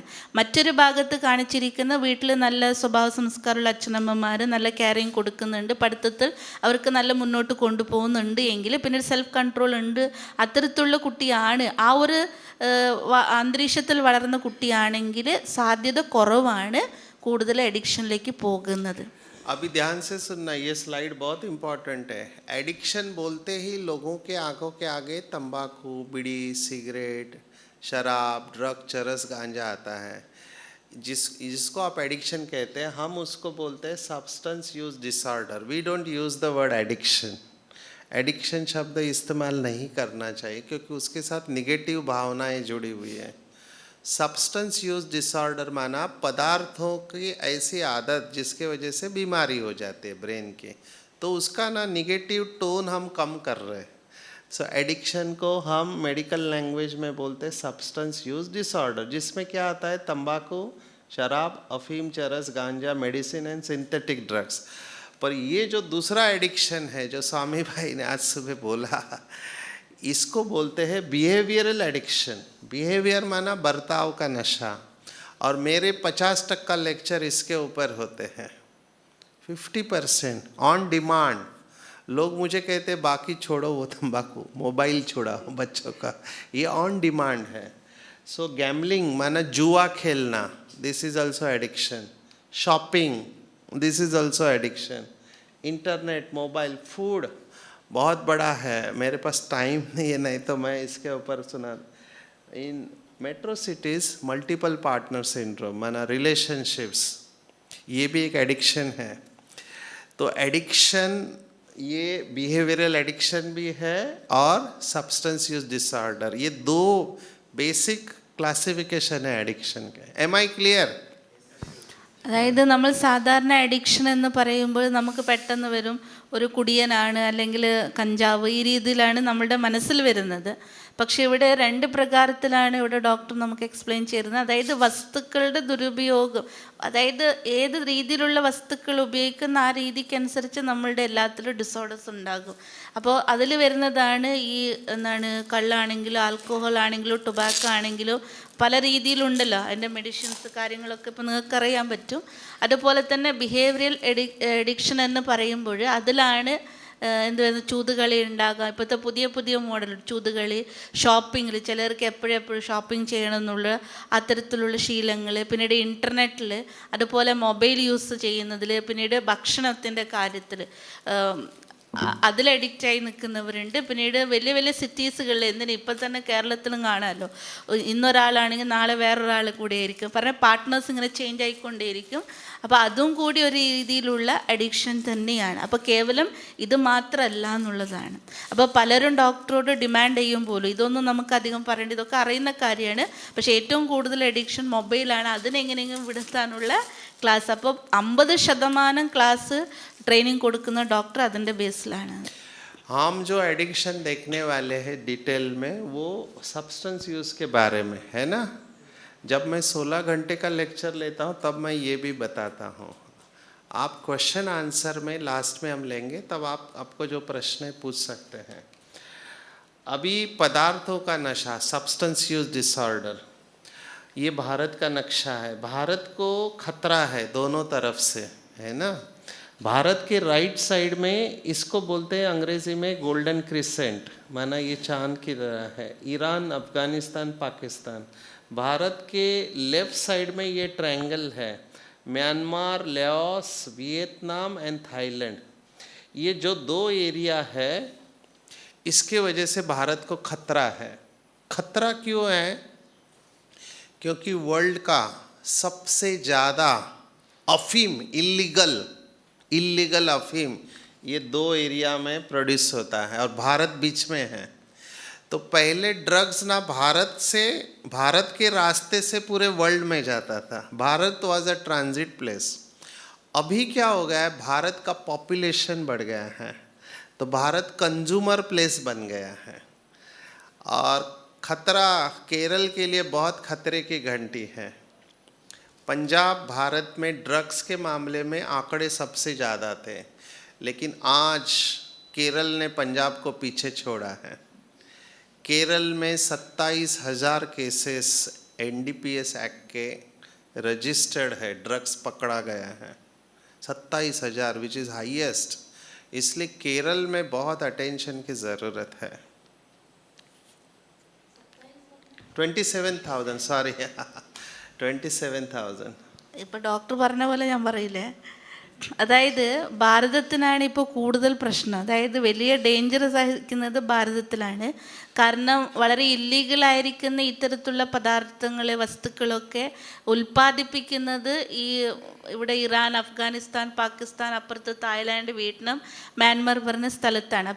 അപ്പോൾ മുഴുവൻ വിശ്വത്തിലേക്കും ഇത് കൊണ്ടെത്തിക്കുന്നത് ഭാരതത്തിലൂടെ കടന്നു വേണം പോകാൻ. ഇപ്പം എന്തായി, അന്ന് പോപ്പുലേഷൻ കുറവായിരുന്നു, ഭാരതത്തിലിപ്പോൾ പോപ്പുലേഷൻ കൂടിയപ്പോൾ ഇതൊക്കെ മൊത്തം ഉപയോഗിക്കാൻ തുടങ്ങിയത് എവിടെയാണ്? ഭാരതത്തിലാണ്. അതിലിപ്പോൾ ഏറ്റവും കൂടുതൽ ഡേഞ്ചറായിട്ട് നിൽക്കുന്നത്, ഏറ്റവും വലിയ ഒരു പ്രശ്നം നിൽക്കുന്ന, ആദ്യം പഞ്ചാബ് ആയിരുന്നു ഇത്തരത്തിലുള്ള വസ്തുക്കളുടെ ഉപയോഗത്തിൽ മുൻപന്തിയിലുണ്ടായത്.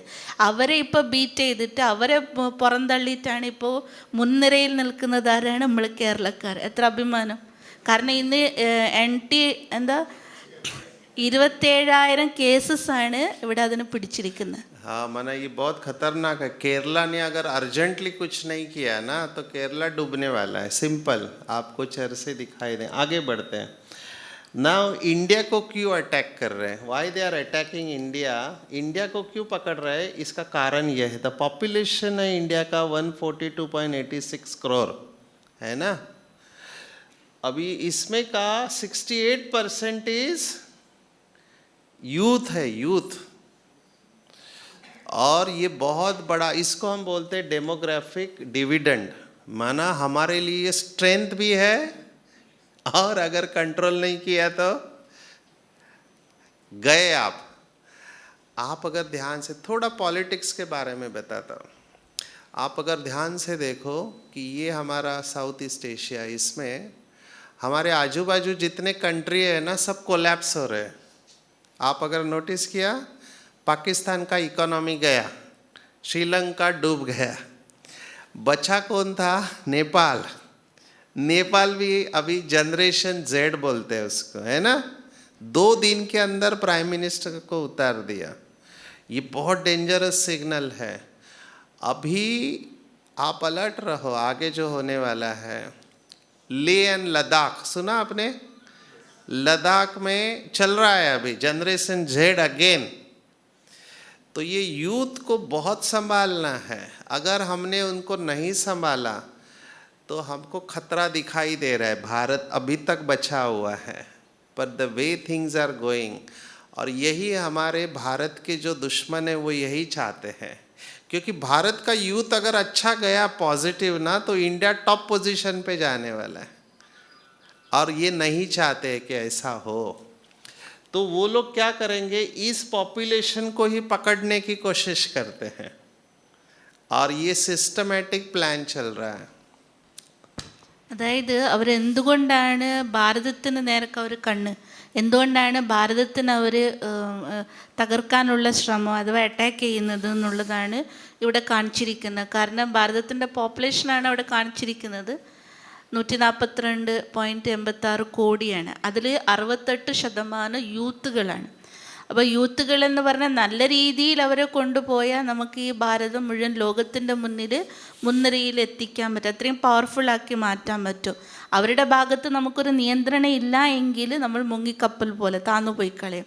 അപ്പോൾ അതുകൊണ്ട് ഇപ്പോൾ നമുക്ക് കാണാൻ പറ്റും, നമുക്ക് ചുറ്റുമുള്ളത്, അതായത് പാകിസ്ഥാനാകട്ടെ ശ്രീലങ്ക ആകട്ടെ, അതെല്ലാം മുങ്ങിക്കൊണ്ടിരിക്കുകയാണ് സാമ്പത്തികമായിട്ടാണെങ്കിലും. അതുപോലെ തന്നെ ഇപ്പോൾ നേപ്പാൾ കുറച്ച് കുഴപ്പമില്ലായിരുന്നു, പക്ഷെ ഞാൻ നമുക്കപ്പോൾ പത്രത്തിൽ കണ്ടിട്ടുണ്ടാവുമല്ലോ, പ്രസിഡൻറ്റിന് 2 ദിവസം കൊണ്ട് തന്നെ അവർ താഴെ ഇറക്കി.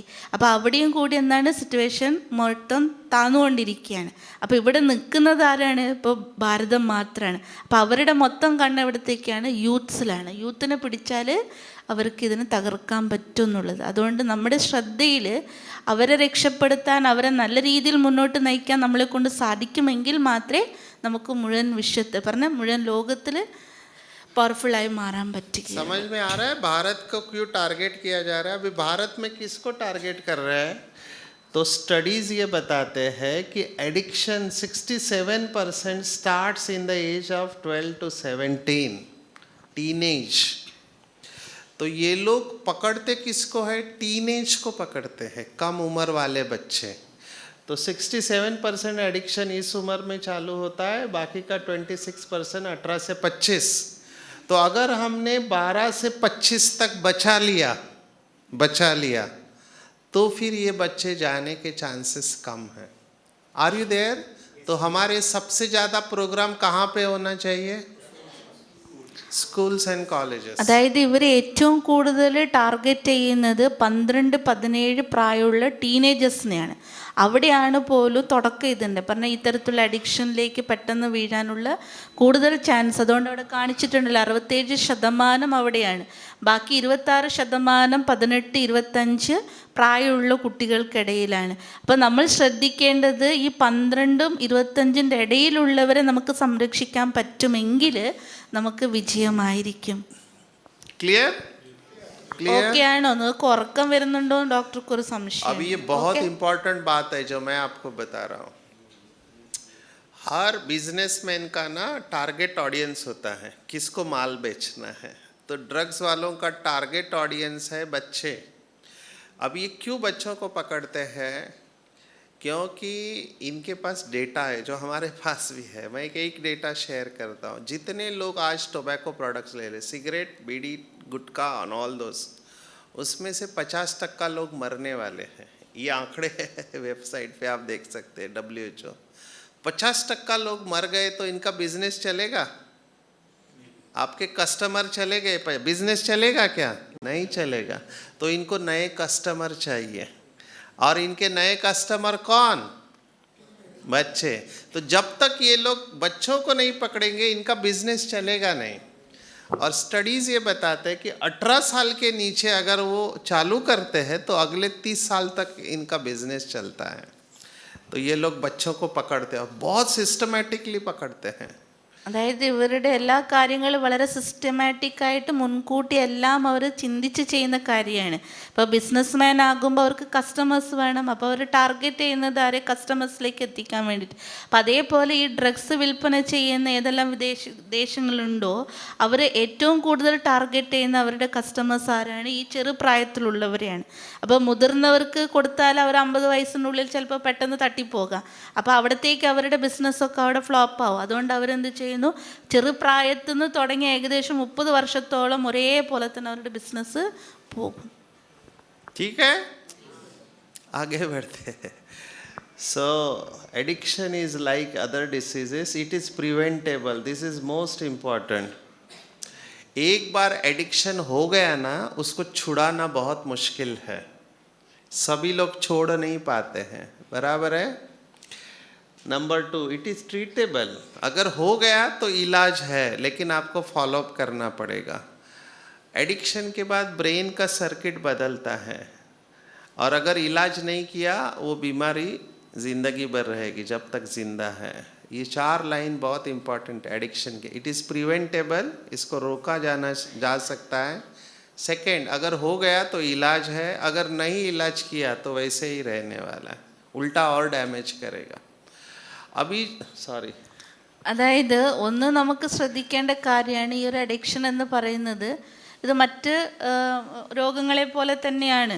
അപ്പോൾ ഒന്ന് നമുക്കതിനെ തടയാൻ പറ്റണം, അതിന് മുൻകരുതലെടുത്ത് അതിനെ തടയാനുള്ള ശ്രമം നടത്താം. അല്ല അതിൽ പെട്ടുപോയതാണെങ്കിൽ ചികിത്സിച്ച് നമുക്ക് മാറ്റിയെടുക്കാം. അല്ല എങ്കിൽ അത് അതുപോലെ തന്നെ മുന്നോട്ട് ലൈഫ് ടൈം മുഴുവനും അവരതിൽ തന്നെ പെട്ടുകിടക്കും. अभी जो पदार्थ है वो 3 कैटेगरी में आते हैं. अभी ध्यान से सुनना मैं जो बोल रहा हूँ. जितनी भी अवस्थाएं है योग में हम अनुभव करते हैं, अशरीरी अवस्था, फरिश्ता अवस्था, बीजरूप अवस्था, ये सब ड्रग से अनुभव होती है. अभी लेना मत लेकिन ये सब एक्सपीरियंस ड्रग के वजह से होते हैं लोगों को.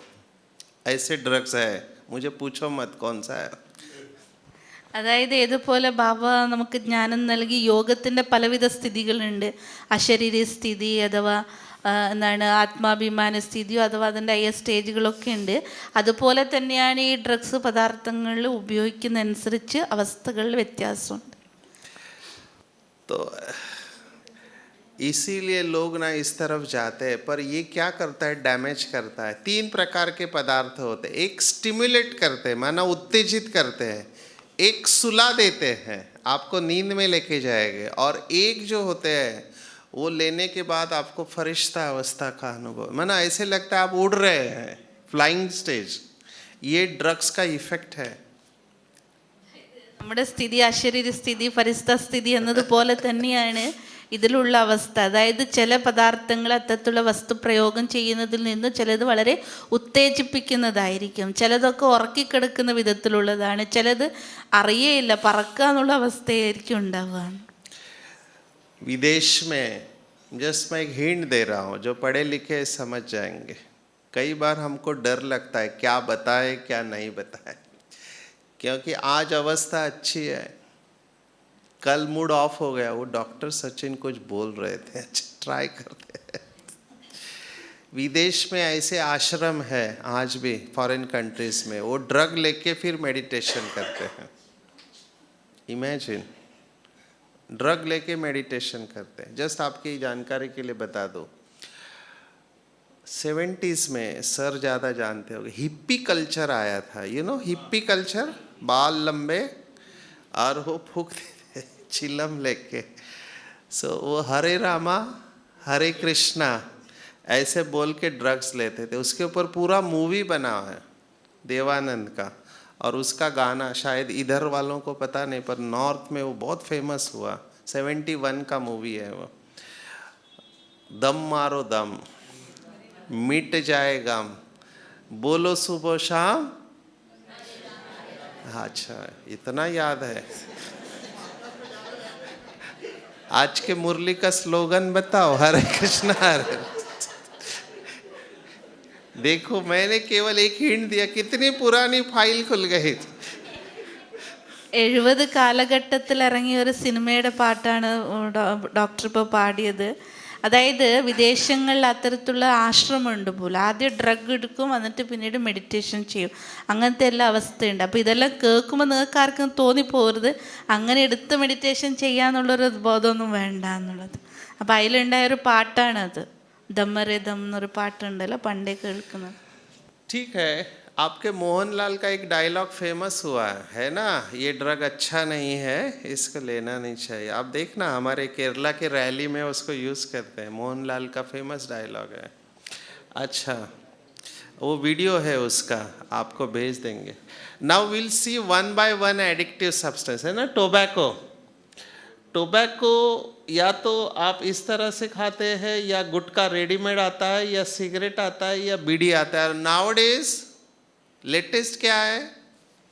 कहाँ है मेरा pen? Have you heard about, हाँ, जो एरोप्लेन में भी अनाउंस करते हैं, बताओ कि it is not allowed. Aeroplane में अनाउंस करना चालू कर दिया, क्योंकि उसमें लाइटर माचिस की ज़रूरत नहीं, बटन होता है, दबाओ धुआं निकलता है. ई सिगरेट, इलेक्ट्रॉनिक सिगरेट आ गई है. इंडिया में बैन है, इलीगली मिलता है. इंडिया में बैन कर दिया, पर अमेरिका परेशान है. सो ये सब टोबैको प्रोडक्ट्स है. केरल में कौन सा करते हैं इसमें से? सिगरेट. मैंने सिगरेट देखा है केरल में. കേരളത്തിൽ ഇത് കൂടുതൽ ഉപയോഗിക്കുന്ന ഏതാണെന്ന്, അതായത് ഈ बीड़ी भी है. बीड़ी बीड़ी कम है अभी. कई सिगरेट, अच्छा सिगरेट है, बनाते हैं. कौन से डिस्ट्रिक्ट में? गणेश बीड़ी. दिनेश बीड़ी, दिनेश, अच्छा साधु बीड़ी. अच्छा. लाहौल बिल्ला कुवत कुछ कर नहीं सकते हैं, पर there is no safe level of consumption. ऐसे नहीं आप एक बीड़ी पियेंगे तो एक को भी बीमारी हो सकती है. It's a wrong belief. Second is alcohol. मैं इसके बारे में क्या बताऊं केरला वालों को. केरला में मैंने दृढ़ता का शक्ति देखा है. देखो ये सुबह सुबह उठ के दारू को देख के बोलता है, तुम ही दिन चढ़े, तुम ही दिन डले, तुम ही हो बंधु सखा, तुम ही हो. सर्व संबंध एक के साथ. അതായത് കേരളത്തിൻ്റെ അവസ്ഥയാണ് അവിടെ ലാസ്റ്റ് കാർട്ടൂൺ കാണിച്ചിരിക്കുന്നത്, നീ തന്നെ എല്ലാം എന്നുള്ളത്. ആ ഒരു പാട്ടുണ്ടല്ലോ, നീ തന്നെ ബന്ധു, നീ തന്നെ അച്ഛൻ അമ്മ എന്നുള്ളൊരു അവസ്ഥയാണ്. രാവിലെ എഴുന്നേൽക്കുമ്പോൾ തന്നെ ആ ഒരു കള്ളൂപ്പിനെ നോക്കിയിട്ടാണ് പാടുക. There are a lot of myths. मैं क्वेश्चन आंसर में 5 मिनट में क्वेश्चन आंसर पे आऊँगा, क्योंकि सब्जेक्ट बहुत बड़ा है, मैं ज़्यादा टाइम नहीं दे पा रहा हूँ. पहले हमको डॉक्टर को सिखाया गया था कि 2 पैक मेल के लिए और 1 पैक फीमेल के लिए चलता है, ऐसे हमको सिखाया गया. बट लेटेस्ट 2015 का स्टडी है, लैंसेट इंटरनेशनल जर्नल में पब्लिश हुआ. There is not advisable. ये मैंने अभी तो सेफ नहीं है. No amount of alcohol is safe, क्योंकि अंदर जाके डैमेज करता है. आज आपको 1 बॉटल 1 ग्लास लेके नींद आ रहा है रात को, कल 1 से नहीं आएगा, 1 का 2 हो जाएगा, है ना. इसको टेक्निकल भाषा डॉक्टर समझ टॉलरेंस बोलते. टॉलरेंस माना उसका खुशी नहीं मिलती है जितना पहले मिलते थे. ये सभी एडिक्टिव हैबिट्स में है. सभी शुरुआत में आपको अच्छा लगता है, धीरे धीरे वही फीलिंग अच्छे के लिए आपको डोज बढ़ाना पड़ता है, वो खुशी नहीं मिलती है. അതായത് പണ്ട് ഡോക്ടേഴ്സിനോട് പറഞ്ഞു കൊടുത്ത കാര്യമാണ്, അതായത് 2 പാക്ക് പുരുഷന്മാരും 1 സിഗരറ്റ് പാക്ക് ഫീമെയിലും കഴിക്കുന്നതിൽ കുഴപ്പമില്ല എന്ന് പറഞ്ഞു കൊടുക്കാൻ. പക്ഷേ 2015 സ്റ്റഡി പ്രകാരം ഇവർക്ക് അതും കൂടി ബാൻ ചെയ്തിരിക്കുകയാണ്. കാരണം എത്ര നമ്മൾ കൺസ്യൂം ചെയ്യുന്നു അത്രയും മൊത്തം നമ്മുടെ ഉള്ളിലെ ഭാഗങ്ങളൊക്കെ ഡാമേജ് ആവാറുണ്ട് എന്നുള്ളത്. പിന്നെന്താ പറഞ്ഞത്, ടോളറൻസ് കൂട്ടിക്കൊണ്ടേയിരിക്കും. अच्छा आगे चलते हैं.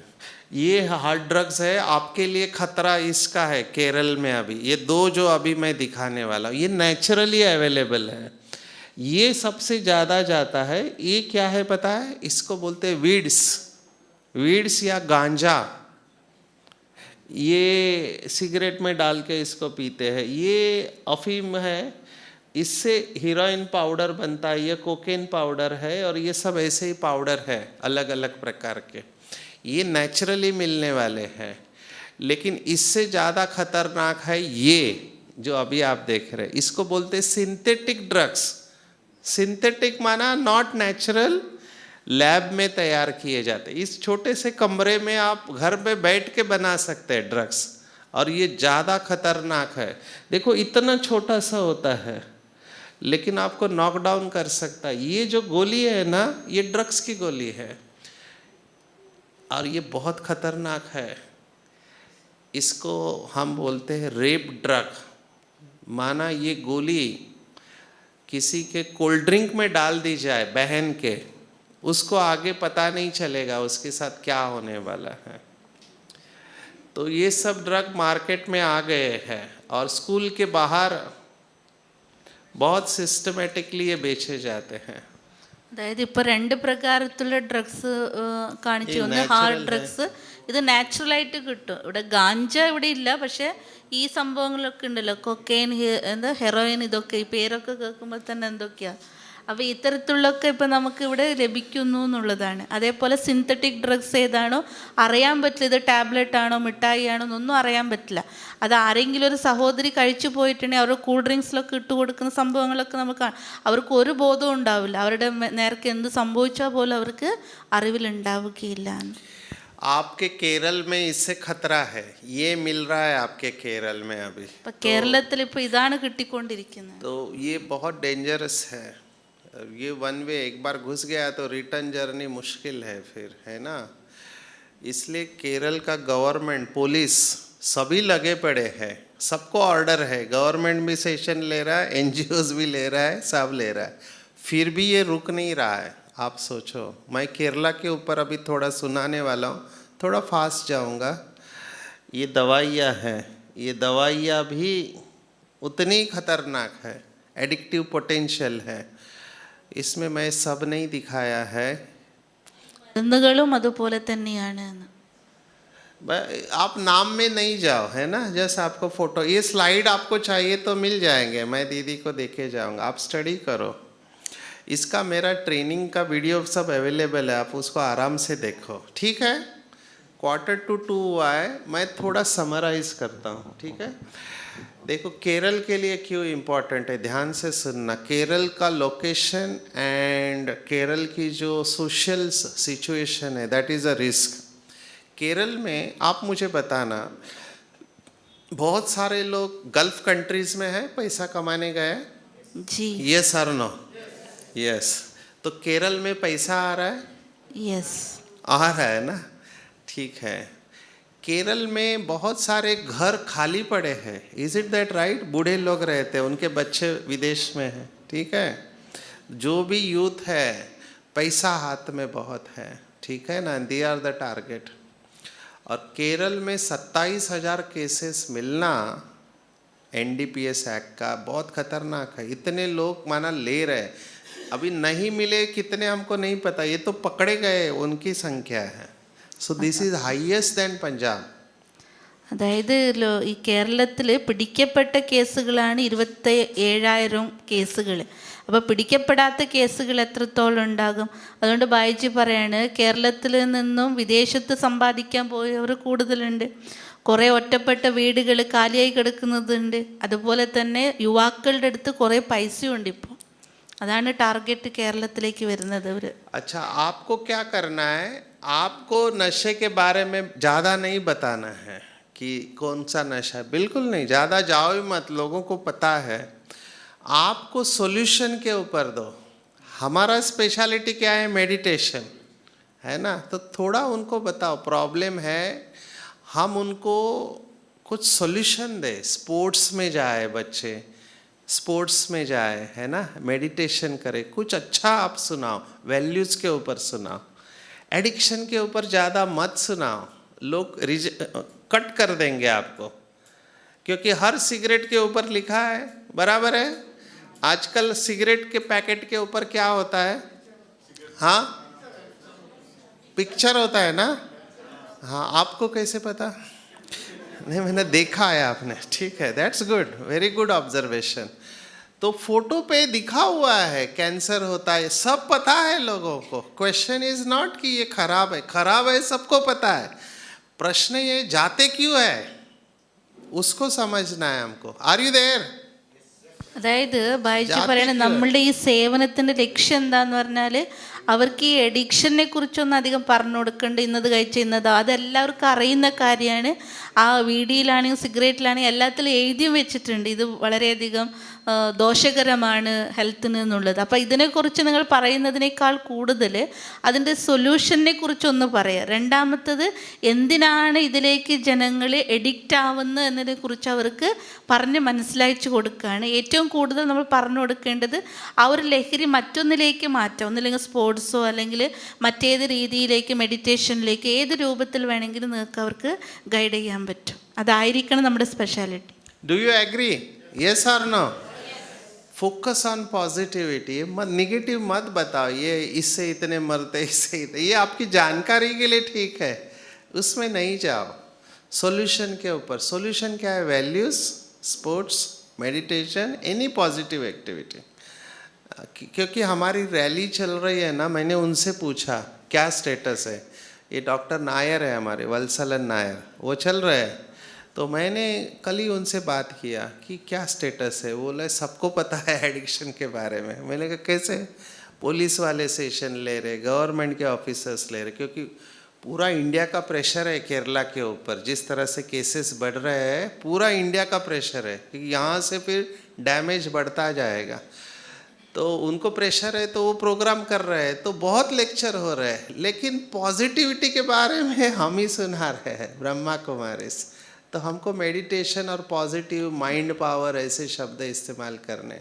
आपको सबसे ज़्यादा लेक्चर इसके ऊपर लेना है स्कूल कॉलेज में, पीयर प्रेशर. अभी ध्यान से सुनो मैं जो कह रहा हूँ. पहला इतना सा बता दो. അതായത് ഇന്ന് കേരളത്തിൽ ഏറ്റവും കൂടുതൽ ഈ പ്രശ്നം വർദ്ധിച്ചുകൊണ്ടിരിക്കുകയാണ്. ഒത്തിരി കേസസ് പിടികൂടിയിട്ടുണ്ട്. അപ്പോൾ ഇവിടെ നമ്മുടെ കേരളത്തിൽ ഇതിനെ ഗൈഡ് ചെയ്തുകൊണ്ടിരിക്കുന്നത് നമ്മുടെ ഡോക്ടർ വത്സൻ നായറിനാണ്. അപ്പോൾ ഇന്നലെ അവരോട് സംസാരിച്ചപ്പോൾ എങ്ങനെ നടക്കുന്നു എന്ന് ചോദിച്ചപ്പോൾ അവർ പറഞ്ഞു എല്ലാ ഭാഗത്തു നിന്നും നമുക്ക് വലിയ സപ്പോർട്ടുണ്ട്, പോലീസിൻ്റെ ഭാഗത്തു നിന്നാണെങ്കിലും സ്കൂൾ കോളേജസിൻ്റെ ഭാഗത്തു നിന്നാണെങ്കിലും. കാരണം മുഴുവൻ ഭാരതത്തിൽ നിന്നും വളരെയധികം സമ്മർദ്ദമുണ്ട് കേരള പോലീസിനാകട്ടെ മറ്റുള്ള ഡിപ്പാർട്ട്മെൻറ്റിൽ. കാരണം ഇതിനെങ്ങനെയെങ്കിലും ഉന്മൂലനം ചെയ്ത് കളയണമെന്നുള്ളത്. കാരണം ഇവിടെയാണ് കൂടുതൽ അത് പിടിക്കപ്പെടുന്നത്. അപ്പം അത് പുറത്തേക്ക് വ്യാപിക്കാതിരിക്കാൻ വേണ്ടിയിട്ടാണ് എല്ലാവരും ഇവിടത്തേക്ക് ശ്രദ്ധ കൊടുക്കുന്നത്. അപ്പോൾ പോസിറ്റീവായിട്ട് എല്ലാവർക്കും ഡി അഡിക്ഷനെ കുറിച്ച് ഇതിൻ്റെ ദുരുപയോഗത്തെക്കുറിച്ച് എല്ലാവർക്കും അറിയുന്ന കാര്യമാണ്. പക്ഷേ പോസിറ്റീവായിട്ടുള്ളൊരു അപ്രോച്ച് അത് നമുക്ക് മാത്രമേ ചെയ്യാൻ പറ്റൂ. അതൊന്ന് സ്പോർട്സിലേക്ക് അവർ ഇതാക്കാം, അല്ലെങ്കിൽ വാല്യൂസിനെ പറ്റിയിട്ടോ മെഡിറ്റേഷനെ പറ്റിയിട്ടോ ഏതെങ്കിലും രൂപത്തിൽ നമുക്ക് അവർക്ക് കൊടുക്കാൻ പറ്റും.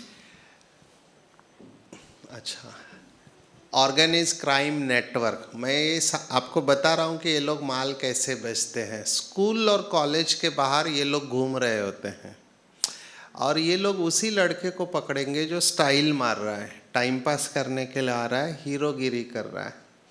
पहले ये लोग ड्रग्स नहीं, पहले दोस्ती का हाथ बढ़ाते हैं, फ्रेंडशिप.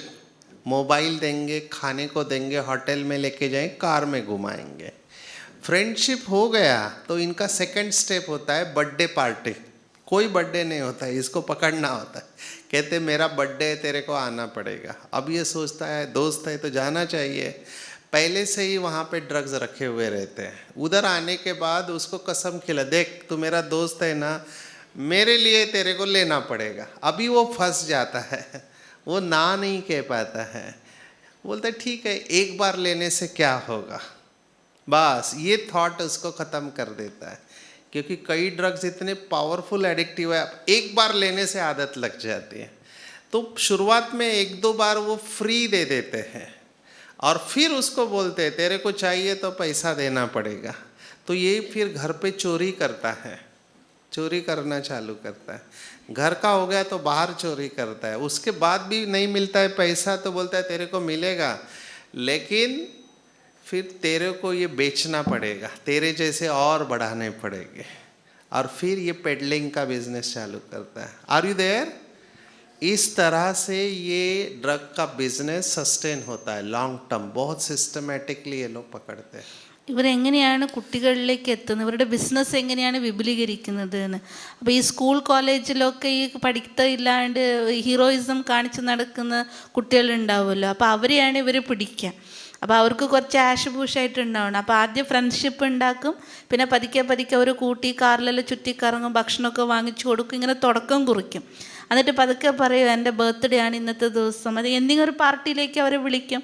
അപ്പോൾ മുൻകൂട്ടി തന്നെ ഇതൊക്കെ തയ്യാറാക്കി വെച്ചിട്ടുണ്ടോ, ഈ ഡ്രഗ്സൊക്കെ ഇട്ടിട്ടുള്ള ഡ്രിങ്ക്സൊക്കെ. അപ്പോൾ അവർ കുടിക്കും, അതിൽ അവർക്ക് ഒരിക്കൽ അതിലേക്ക് വന്നു പോയാൽ, മറ്റുള്ളത് പോലെയല്ല ഇത്, ഒരിക്കൽ അത് കുടിച്ചു കഴിഞ്ഞാൽ ഒരിക്കൽ അവരത് കൺസ്യൂം ചെയ്ത് കഴിഞ്ഞാൽ പിന്നെ അത് കിട്ടാതിരിക്കാൻ പറ്റുകയില്ല, അത് കിട്ടിക്കൊണ്ടിരിക്കണം. അപ്പോൾ 2 പ്രാവശ്യം അവർ ഫ്രീ ആയിട്ട് കൊടുക്കും, 3ാമത്തെ പ്രാവശ്യം ഇവർ അങ്ങോട്ട് ചെല്ലും വാങ്ങിക്കാൻ വേണ്ടിയിട്ട്. അപ്പോൾ പറയും പണം തന്നാലേ തരൂ. അപ്പോൾ വീട്ടിലാദ്യം കളവ് തുടങ്ങും, പിന്നെ പുറത്തുള്ളവർക്ക് കക്കാൻ തുടങ്ങും. കിട്ടാതാകുമ്പോൾ ഇവർക്കത് കിട്ടാതിരിക്കാൻ പറ്റില്ല, വീണ്ടും ആവശ്യപ്പെടുമ്പോൾ പറയും ഇത് വിറ്റ് നീ പൈസ കൊടുക്കുക. അപ്പോൾ ഇത് അവരെ പോലെ തന്നെ വിൽക്കാൻ തുടങ്ങും. അങ്ങനെ ഇതെന്താകും, അവരുടെ ഈ ബിസിനസ് എന്താകും, വിപുലമായിട്ട് നടക്കും. अभी आपको ये स्किल सिखानी है, बच्चों को आपको यही बताना है कि आपका दोस्त आपके पास आकर आपको प्रेशराइज कर रहा है, ऑफर कर रहा है कि मेरी दोस्ती की खातिर तेरे को लेना पड़ेगा, तो उस समय क्या बोलना चाहिए? അപ്പോൾ നിങ്ങളുടെ കുട്ടികളുടെ മേൽ നിങ്ങൾക്ക് ശ്രദ്ധയുണ്ടായിരിക്കണം. അവർക്ക് പറഞ്ഞു കൊടുക്കേണ്ട കാര്യം എന്താ? ആരെങ്കിലും ഫ്രണ്ട്ഷിപ്പ് ഉണ്ടാക്കി അവർ നിർബന്ധിച്ച് നിങ്ങളെ കൊണ്ട് കുടിപ്പിക്കാൻ ശ്രമിക്കും. അതായത് എൻ്റെ പേരിൽ ഞാൻ നിൻ്റെ ഫ്രണ്ടല്ലേ, ഒന്ന് കഴിച്ചു നോക്കൂ, കുടിച്ചു നോക്കുമെന്ന് പറയുമ്പോൾ, അങ്ങനത്തെ സിറ്റുവേഷൻ വരുമ്പോൾ അവരോട് എന്ത് പറയണം എന്നുള്ളതാണ് പറഞ്ഞു കൊടുക്കേണ്ടത്. എന്ത് പറയണം? ഉത്തരം പറയേ, വിശക്കുന്നുണ്ടാ? हाँ, पहले तो हाथ, वॉश दिस हैंड, ऐसे करना चाहिए, है ना, body language. No, no means no. Pressurise नहीं कर सकते. I am thank you very much, I am living. उधर रुको मत, क्योंकि वो प्रेशर और डालेंगे आपके ऊपर. यहाँ पे जो बच्चे कमज़ोर है ना, जिनको ना कहना नहीं आता है, वो फंस जाते हैं. ना कहना सीखो, बराबर है? लर्न टू से नो.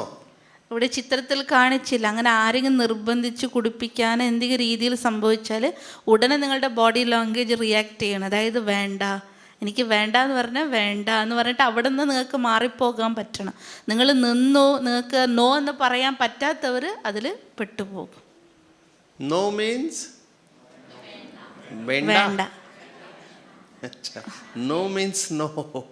अभी ये बहुत बड़ा सब्जेक्ट है. पीयर प्रेशर के ऊपर ही बहुत स्लाइड्स है हमारे, तो वो मैं आपको दे दूंगा. अभी मैं क्या सुना, ये कोटपा एक्ट है, ये जे एक्ट है.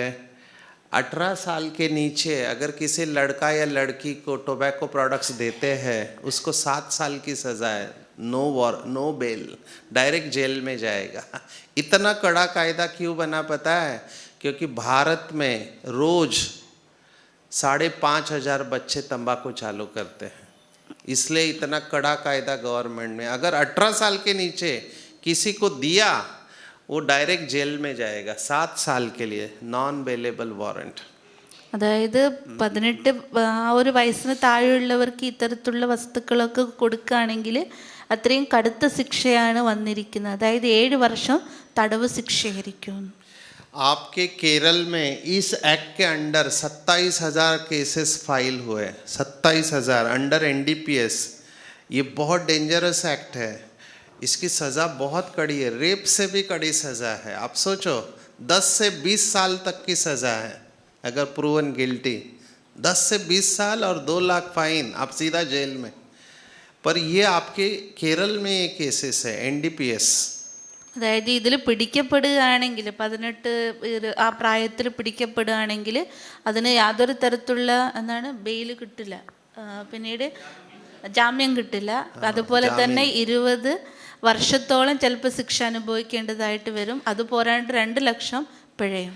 अभी देखो, ये एक्सटेसी करके ड्रग है, इसका 10 ग्राम मना, इतना भी आपके पास मिला ना तो भी आप गए, क्योंकि ये बहुत एडिक्टिव है. 10 ग्राम ऑफ एक्सटेसी. मॉर्फिन तो 250 ग्राम है, कोकेन 100 ग्राम, इतना पैकेट आपके पास मिला, जेल में आप सीधा 10 साल, 10 से 20 साल. वो जज के ऊपर है. गांजा 20 किलो, चरस अराउंड 1 किलो, हीरोइन ऑल्सो 250 ग्राम का पैकेट मिला, गॉन. आपका जिंदगी गया. അതായത് പിടിക്കപ്പെടുന്ന തൂക്കത്തിനെയാണ് ഇവിടെ കാണിച്ചിരിക്കുന്ന ഓരോ പദാർത്ഥങ്ങളുടെ. അതായത് ഇവിടെ ലാസ്റ്റ് കാണിച്ചിട്ടുണ്ടല്ലോ, അത് 5 ഗ്രാം 10 ഗ്രാം കിട്ടിയാൽ തന്നെ അവർ പിടിക്കപ്പെടുമെന്നാണ്. അതായത് അവർക്ക് ശിക്ഷ ലഭിക്കും. അതുപോലെ തന്നെ ഓരോന്നിൻ്റെയും കണ്ടാടെ പിഴയും അതും കാണിച്ചിരിക്കുകയാണ്. പിഴയല്ല, അത് അതിൻ്റെ റേറ്റാ. ये रेट है. ये ये बढ़ते जा रहे हैं, हाँ? क्यों लोग इसमें जा रहे हैं पता है? आपने इतना सा एक पैकेट 1 किलो का फेंक दिया ना, इसका कीमत है 2 से 3 करोड़ रुपया, इमीडिएटली आपको प्रॉफिट है। तो लोग इसमें जा रहे हैं इसके लिए, तो बहुत खतरनाक है। आई वुड सजेस्ट, अगर आप मूवी देखते हैं तो एक उड़ता पंजाब करके मूवी है, आई डोंट नो वेदर आपने सुना है उड़ता Punjab, it's a Bollywood movie. उसमें बताया कि पाकिस्तान से इंडिया में ड्रग कैसे आता है और कैसे यूथ उसमें फंसते हैं। हिंदी है, क्योंकि पंजाब पूरा इसके वो ऐसे फेंकते हैं, वहाँ से बॉर्डर है, बीच में नदी है, वहाँ से इधर फेंका जाता है। आजकल ड्रोन से आता है ड्रोन से ड्रग पास हो रहा है। मैंने बॉर्डर सिक्योरिटी फोर्स का ट्रेनिंग लिया था पंजाब बॉर्डर पे, तो वो टायर होता है ना ट्रक का, उधर पंजाब में ट्रक चलते हैं तो ट्यूब होता है उसके अंदर, वो ट्यूब को कट करके उसमें ड्रग घुसाते, स्टिच करके पानी में फ्लोट कर देते, यहाँ से वो ट्यूब उठा ले, पता भी नहीं चलेगा उसके अंदर ड्रग है। सो बहुत सीक्रेटिव ये ऑपरेशंस होते हैं सभी, क्योंकि इसमें पैसा बहुत है। 1 കിലോ ഇത് കിട്ടുകയാണെങ്കിൽ തന്നെ ഏകദേശം 30 കോടിയോളം രൂപ കിട്ടുമല്ലോ ആ സ്പോട്ടിൽ തന്നെ. അപ്പോൾ ഡോക്ടർ പറയാണ് നിങ്ങൾക്ക് എങ്ങനെയാണ് ഇത് എന്താണ് പാകിസ്ഥാനിൽ നിന്ന് ഇന്ത്യയിലേക്ക് ഇതൊക്കെ കടത്തുന്നതെന്നുള്ളത്. എന്താണ് എന്ത് പഞ്ചാബ് എന്താ Udta Punjab it's a movie on drugs. അപ്പം അതിൽ കാണിച്ചിട്ടുണ്ട് എങ്ങനെയൊക്കെയാണ് അവിടെ നിന്ന് ഇവിടത്തേക്ക് ഈ ഡ്രഗ് എത്തുന്നത് എന്നുള്ളത്, എത്തിക്കുന്നത്. ചിലവർ എറിയും പോലും, ഇപ്പോൾ ഡ്രോണിലാണ് കടത്തുന്നത്, ടയറിൻ്റെ ഉള്ളിൽ ട്യൂബിൽ നിറച്ചിട്ട് കടത്തും പോലും. അവിടെ ഒരു നദിയുണ്ട്, നദിയിലേക്ക് അത് എടുത്തെറിയുന്നു. अच्छा, अभी डिजिटल वेलनेस ना, इसका पूरा हमारा 30 घंटे का कोर्स है, मोबाइल कैसे छुड़ाने का 30 आवर्स। तो हमने क्या किया, ये सब हमारे स्लाइड्स रेडी है, आगे चलकर ऐसे हॉस्पिटल आने वाले हैं, व्हाट्सअप फेसबुक मेंटल हॉस्पिटल, और इसमें वार्ड होंगे अलग अलग, like ward, comment ward, tag ward. ഇനി വരാൻ പോകുന്ന ഹോസ്പിറ്റലിൻ്റെ പേരാണ്, അങ്ങനത്തുള്ള രോഗങ്ങളായിരിക്കും ഇനി വരാൻ പോകുന്നത്. ഇതുവരെ നമ്മൾ പദാർത്ഥങ്ങളുടേതായിരുന്നു, പക്ഷെ ഇനി ഈ മൊബൈൽ യൂസേജിനെ കുറിച്ചാണ് പറയുന്നത്, അതിൻ്റെ അഡിക്ഷൻ. मेरे पास केसेस है अभी, ये स्लाइड ना मैं 10-15 साल से दिखा रहा हूँ. हमारे पास डेटा तभी था कि सबसे ज़्यादा नुकसान बच्चों को है. ये एक्सरे है स्कल का, तो रेडिएशन देखो कितना अंदर ब्रेन में जा रहा है, मोबाइल रेडिएशन. तो मोबाइल का रेडिएशन माइक्रोवेव और टीवी और रेडियो के बीच में होता है, दिस इज द फ्रीक्वेंसी, और ये पानी को सोख लेता है ब्रेन के अंदर से. और ये सब लक्षण हम देख रहे हैं मोबाइल के वजह से, थकावट, headache, loss of sleep, memory loss, ringing in the ear, joint pain, these are the side effects of excessive use of mobiles. हमारे पास बहुत लोग इंक्लूडिंग बीकेस भूलते जा रहे हैं, याद नहीं है, नाम नहीं याद आता है. ये कॉग्निटिव में ना ब्रेन के ऊपर इफ़ेक्ट है रेडिएशन का, एक स्ट्रेस है और ये मोबाइल है, स्लीप भी डिस्टर्ब हो रहा है. तो ये पूरा कोर्स है, अगर आप इंटरेस्टेड है इस कोर्स में तो इसका अलग ट्रेनिंग है पूरा डिजिटल वेलनेस का, ठीक है. मैंने भाई साहब को कॉपी तो दिया है, हमने MOU किया है बहुत यूनिवर्सिटीज़ के साथ में, बड़े बड़े, उसमें हम 3 करते, एक एडिक्शन के बारे में लेक्चर, एक डिजिटल वेलनेस और तीसरा वैल्यूज़. ये तीनों कोर्सेस हम कॉलेज और यूनिवर्सिटीज़ में करते हैं. तो अच्छा, സോറി, 30 മണിക്കൂറിൻ്റെ കോഴ്സ് വേണമെങ്കിൽ ഇതിൽ എടുക്കാൻ പറ്റുമെന്ന്, അത്രയും ദീർഘമുള്ള ഒരു ടോപ്പിക്കാണിത് ഡിജിറ്റൽ വെൽനെസ് എന്നുള്ളത്. ഇതിൽ നമുക്ക് കാണാൻ പറ്റും, ബ്രദർ പറയാണ് 10-15 വർഷം മുമ്പേ ഞാൻ തുടങ്ങിയതാണ് ഈ ഒരു ട്രെയിനിങ്ങിൽ. 5 വയസ്സ് പ്രായമുള്ള കുട്ടികളുടെ അത് എക്സ്റേ ആണ് അത് കാണിച്ചിരിക്കുന്നത്, ബ്രെയിനിൽ എങ്ങനെ ഇതിൻ്റെ റേഡിയേഷൻ എഫക്റ്റ് ആവുന്നു എന്നുള്ളത്. അതുപോലെ തന്നെ നമ്മളെ എങ്ങനെ ബാധിക്കുന്നു എന്നുള്ളതാണ് മറ്റ് പിക്ചേഴ്സ്. നമ്മുടെ കണ്ണായിരിക്കാം, ചെവിയായിരിക്കാം, പിന്നീട് അതുപോലെ ഉറക്കത്തിൻ്റെ പ്രശ്നമായിരിക്കാം, മറവിയുടെ പ്രശ്നമായിരിക്കാം, തലവേദന, ഇതൊക്കെ അതിൻ്റെ അടയാളങ്ങളാണ് എന്ന്. നമ്മൾ എത്രമാത്രം ബ്രെയിനിലുള്ള വെള്ളത്തെ ഉണക്കിക്കളയുമ്പോൾ. अच्छा 5 मिनट बैठेंगे और तो ब्रेन मैकेनिज्म मैं सुना देता हूँ. तो हमारे ब्रेन के अंदर ना, ये सभी आदत के लिए है, संस्कार परिवर्तन का स्लाइड है. आप कोई भी आदत को बदल सकते हैं अगर आप ये ब्रेन के हिस्से को समझ जाओ. ये ब्रेन का हमारा सजाइटल सेक्शन है, माने इधर से कट करेंगे ना तो आपको ऐसे दिखाई देगा। इन सब में अलग अलग एरिया है, आपका मूवमेंट इधर से होता है, सेंसेशन इधर, विजन इधर होता है, बॉडी का कोऑर्डिनेशन ये एरिया करता है, मेमोरी इधर होता है। ये एरिया हमारे लिए इम्पोर्टेंट है, ये और ये दो एरिया के ऊपर, जजमेंट एंड रिवॉर्ड। ये जो एरिया है इसको बोलते हैं आनंद का केंद्र। क्या बोलते हैं? आनंद। तो जब भी आपको आनंद मिलता है, खुशी, ये एरिया एक्टिवेट हो जाता है। This area is activated. ध्यान से सुनना। यहाँ तक समझ में आया?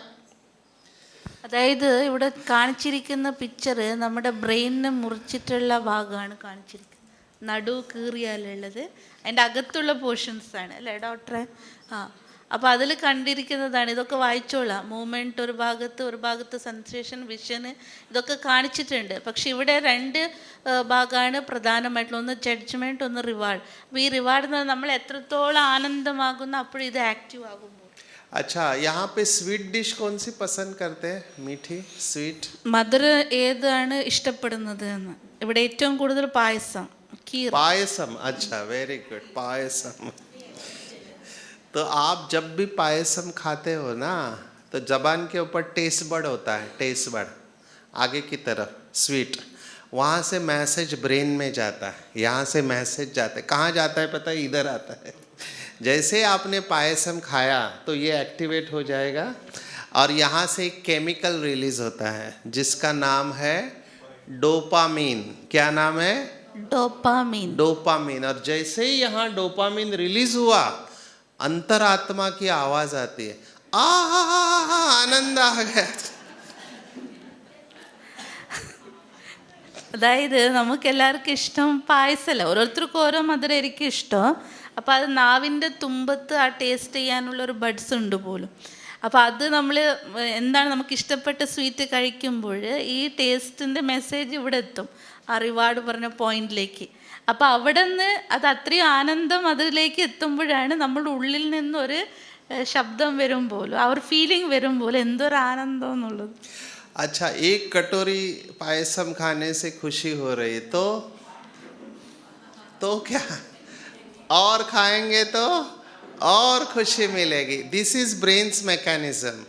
जो चीज़ हमको खुशी देती है ना, हम उसको रिपीट करते हैं। ये बिठाना, जो चीज़ खुशी देती है हम उसको रिपीट करते हैं। ना इसको पायसम को साइड में रखो। सिगरेट जैसे किया उसने, वो निकोटिन जाता है, यहाँ पे आके हिट करेगा, इसको एक्टिवेट करेगा। कौन सा केमिकल निकलेगा? डोपामीन। और अंतरात्मा क्या बोलेगी? और एक all mechanisms they work like this. Dopamine is, ये दिल मांगे मोर, आपको और चाहिए और चाहिए और चाहिए। अभी मुझे बताओ, अगर मुझे सिगरेट, ड्रग्स, शराब छुड़ाना है तो मुझे क्या करना पड़ेगा? Dopamine, correct, alternative sources of dopamine. और मेडिटेशन इज वन वे जिससे आपका डोपामीन रिलीज होता है। हमको ड्रग्स नहीं चाहिए, हमको शराब नहीं चाहिए, हमको सिगरेट नहीं चाहिए। क्या चाहिए? डोपामीन। जो आज मैंने सुबह क्या कहा, खुशी जैसी खुराक नहीं, खुशी। खुशी जब आपको नेचुरली मिलेगी, आपको इसकी ज़रूरत ही नहीं है, वो नेचुरली आ रही है अंदर से। This is how it helps. इसलिए ये स्लाइड बहुत इम्पोर्टेंट। അതായത് പായസം കഴിക്കുമ്പോൾ ആ നാവിൻ തുമ്പിൽ നിന്നും അവിടത്തേക്ക് എത്തുന്ന മെസ്സേജ് ഉണ്ടല്ലോ, ആനന്ദം ക്രിയേറ്റ് ചെയ്യുന്നത്, അതിലൊരു കെമിക്കൽ പ്രൊഡ്യൂസ് ചെയ്യുന്നു. അതായത് അതിൻ്റെ പേരാണ് ഡോപ്പമൈൻ പറഞ്ഞിട്ട്. അതാണ് ആനന്ദത്തിലേക്ക് നമ്മൾ എത്തിക്കുന്നത്. അപ്പോൾ പായസം കുടിക്കുന്നത് പോലെ തന്നെ ഒരു സിഗരറ്റ് വലിച്ചാലും എന്താകും? അവിടത്തേക്ക് ആ ഒരു മെസ്സേജ് തന്നെയാണ് പോവുക. അപ്പോൾ നമ്മളവിടെ എന്താണ് റിലീസ് ചെയ്യേണ്ട കെമിക്കൽ ഏതാണ്? ഡോപ്പമൈൻ. അപ്പോൾ നമുക്ക് വേണ്ടത് എന്താണ്? ആ ഒരു കാര്യം തന്നെയാണ് വേണ്ടത്, ആ ഒരു കെമിക്കൽ നമ്മളുടെ ഉള്ളിൽ റിലീസ് ആകണം. അപ്പോൾ അതുകൊണ്ട് അതിന് ഏറ്റവും കൂടുതൽ നമുക്ക് നല്ലത് ഏതാണ്? മെഡിറ്റേഷനാണ്. അപ്പോൾ ഒരിക്കൽ മെഡിറ്റേഷൻ്റെ ആനന്ദം നമ്മളിലേക്ക് വന്നു കഴിഞ്ഞാൽ മറ്റുള്ള ഇത്തരത്തിലുള്ള ഡ്രഗ്സ് ആകട്ടെ വേറെ ഒന്നിൻ്റെയും ആവശ്യം നമുക്ക് ഉണ്ടാവുകയില്ല. സന്തോഷമാണ് വേണ്ടത്. दूसरा जो हमारा एरिया है, ये आगे का PFC, ये है जो ज्ञान के आधार पर काम। मुरली इस एरिया को पावरफुल करते हैं, ये आगे वाला, ये एरिया भी आपका पावरफुल है ना, आप इमीडिएटली स्टॉप करोगे। ये एरिया है हार्ट और ये एरिया है ब्रेन ऑफ द ब्रेन। तो हार्ट, दिल और दिमाग, इनके बीच में डायलॉग चालू होता है। जो मीठे बच्चे हैं बाबा के, मीठे माना जिनको डायबिटीज़ है, तो वो जब खाना खाते हैं उनके खाने में आ जाता है जिलेबी, लड्डू, पायसम, तो उनका दिल बोलता है खाओ खाओ, पर दिमाग बोलता है मत खाओ मत खाओ। दिल बोलता है एक से क्या होगा, दिमाग बोलता है पिछली बार एक से ही शुरुआत किया था, फिर आप रोक नहीं पाए हो। दिल बोलता है नहीं, आज मैं डबल गोली ले लूँगा। तो ये कॉन्फ्लिक्ट में जीतता कौन है? जो पावरफुल है वो जीतेगा। अगर आपके इमोशंस पावरफुल है तो आप इसका नहीं सुनेंगे। लेकिन ये जो एरिया है, ये हमारा जजमेंट है, बुद्धि की शक्ति। ये एरिया सभी इमोशंस को, सभी भावनाओं को कंट्रोल करेगा। जैसे आप में से कुछ लोग उठ रहे हैं, अंदर से आवाज़ आ रहा है भूख लगी भूख लगी भूख लगी, पीएफसी बोलता है नहीं, इम्पोर्टेंट स्लाइड चल रही है और बैठ सकते हैं। संस्कार परिवर्तन ऐसे ही होता है। तो मेडिटेशन ये दोनों को पावरफुल करता है। इसलिए जो रेगुलर मेडिटेशन करते हैं उनकी परखने की शक्ति, निर्णय शक्ति इतनी पावरफुल हो जाती है कि वो सभी इंद्रियों को कंट्रोल में रखते हैं। അപ്പോൾ ഇവിടെ പറഞ്ഞിരിക്കുന്നത് നെറ്റിയുടെ ഭാഗമാണ് വളരെ പവർഫുള്ളാക്കി മാറ്റേണ്ടത്. അപ്പോൾ അത് നമുക്ക് പവർഫുള്ളാക്കണമെങ്കിൽ ജ്ഞാനം ആധാരമാണ്. അപ്പോൾ അതിനാവശ്യം മുരളിയാണ്. അപ്പോൾ മുരളി എത്രമാത്രം നമ്മുടെ ഉള്ളിൽ കയറുന്ന അത്രയും ആ നെറ്റിത്തടം പറഞ്ഞാൽ ആ ഭാഗം വളരെ പവർഫുള്ളാകും. അതുകൊണ്ട് അത് ബ്രെയിൻ ഓഫ് ബ്രെയിൻ എന്നാണ് പറയുന്നത്. അത് ബുദ്ധിയും പിന്നീട് മറ്റേത് നമ്മൾ നേരത്തെ പറഞ്ഞത് അത് ഹൃദയവുമാണ്. അപ്പോൾ ഹൃദയം ചിലപ്പോൾ അതിൻ്റെ ഭാവനകളൊക്കെ ചിലപ്പോൾ നമ്മുടെ നിയന്ത്രണത്തിൽ വരുന്നില്ല. അപ്പോൾ അതുകൊണ്ട് ആദ്യം നിയന്ത്രിക്കേണ്ടത് ഏതാണ്? നമ്മുടെ ബുദ്ധിനെ പവർഫുള്ളാക്കി മാറ്റുക. അപ്പോൾ ഏറ്റവും കൂടുതൽ നമുക്ക് മെഡിറ്റേഷൻ ചെയ്യുമ്പോൾ രണ്ടും എന്താകും? പവർഫുള്ളാകും. അതായത് ഭാവന നമ്മളോട് പറയും, ഒന്നില്ലെങ്കിൽ ഇപ്പോൾ ഷുഗർ പേഷ്യൻ്റ് ആണെങ്കിൽ ഒരു ജിലേബി കഴിച്ചോ പറഞ്ഞില്ല, ഒന്നും കൂടി കഴിക്കണം. അപ്പോൾ അവിടെ ബുദ്ധി പറയും വേണ്ട, കഴിക്കണ്ട കഴിക്കണ്ട എന്ന് പറയും. അപ്പോൾ അത്തരത്തിൽ ആ രണ്ട് പേരുടെ സംഭാഷണം അവിടെ ഉണ്ടാകണം. നിയന്ത്രിക്കാൻ നമ്മളെ കൊണ്ട് എളുപ്പമായിട്ട് മാറും. ओके, बहुत टाइम हो रहा है, मैं यहाँ रुकता हूँ, है ना? आपको अच्छा लगा? अच्छा लगा? Did you enjoy? हाँ,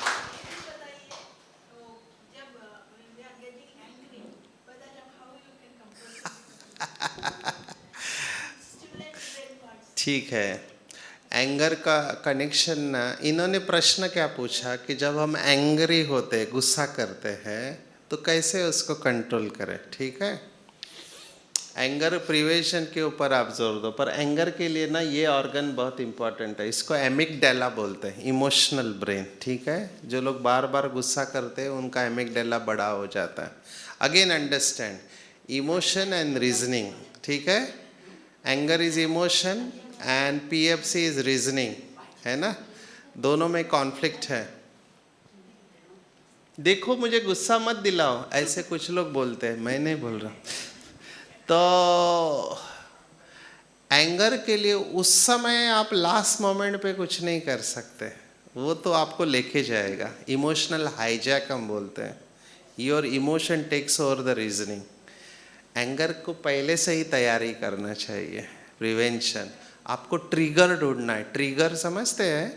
कौन से सिचुएशन में आपको गुस्सा आता है, कौन सी बात से गुस्सा आता है, वो ट्रिगर को आपको कंट्रोल करना है। ठीक है, फिर अगर आपके अंदर इमोशंस आता है एंगर का, तो हम एक टेक्निक बोलते हैं उसको असर्टिवनेस ट्रेनिंग।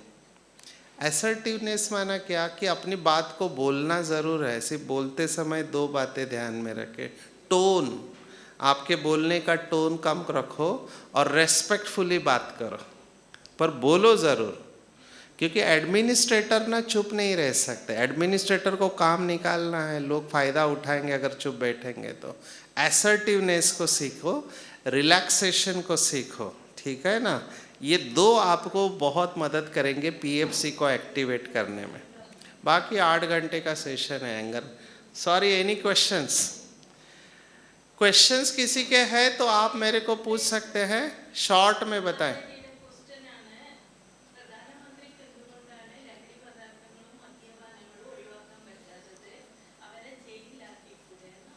പ്രധാനമന്ത്രിയാ?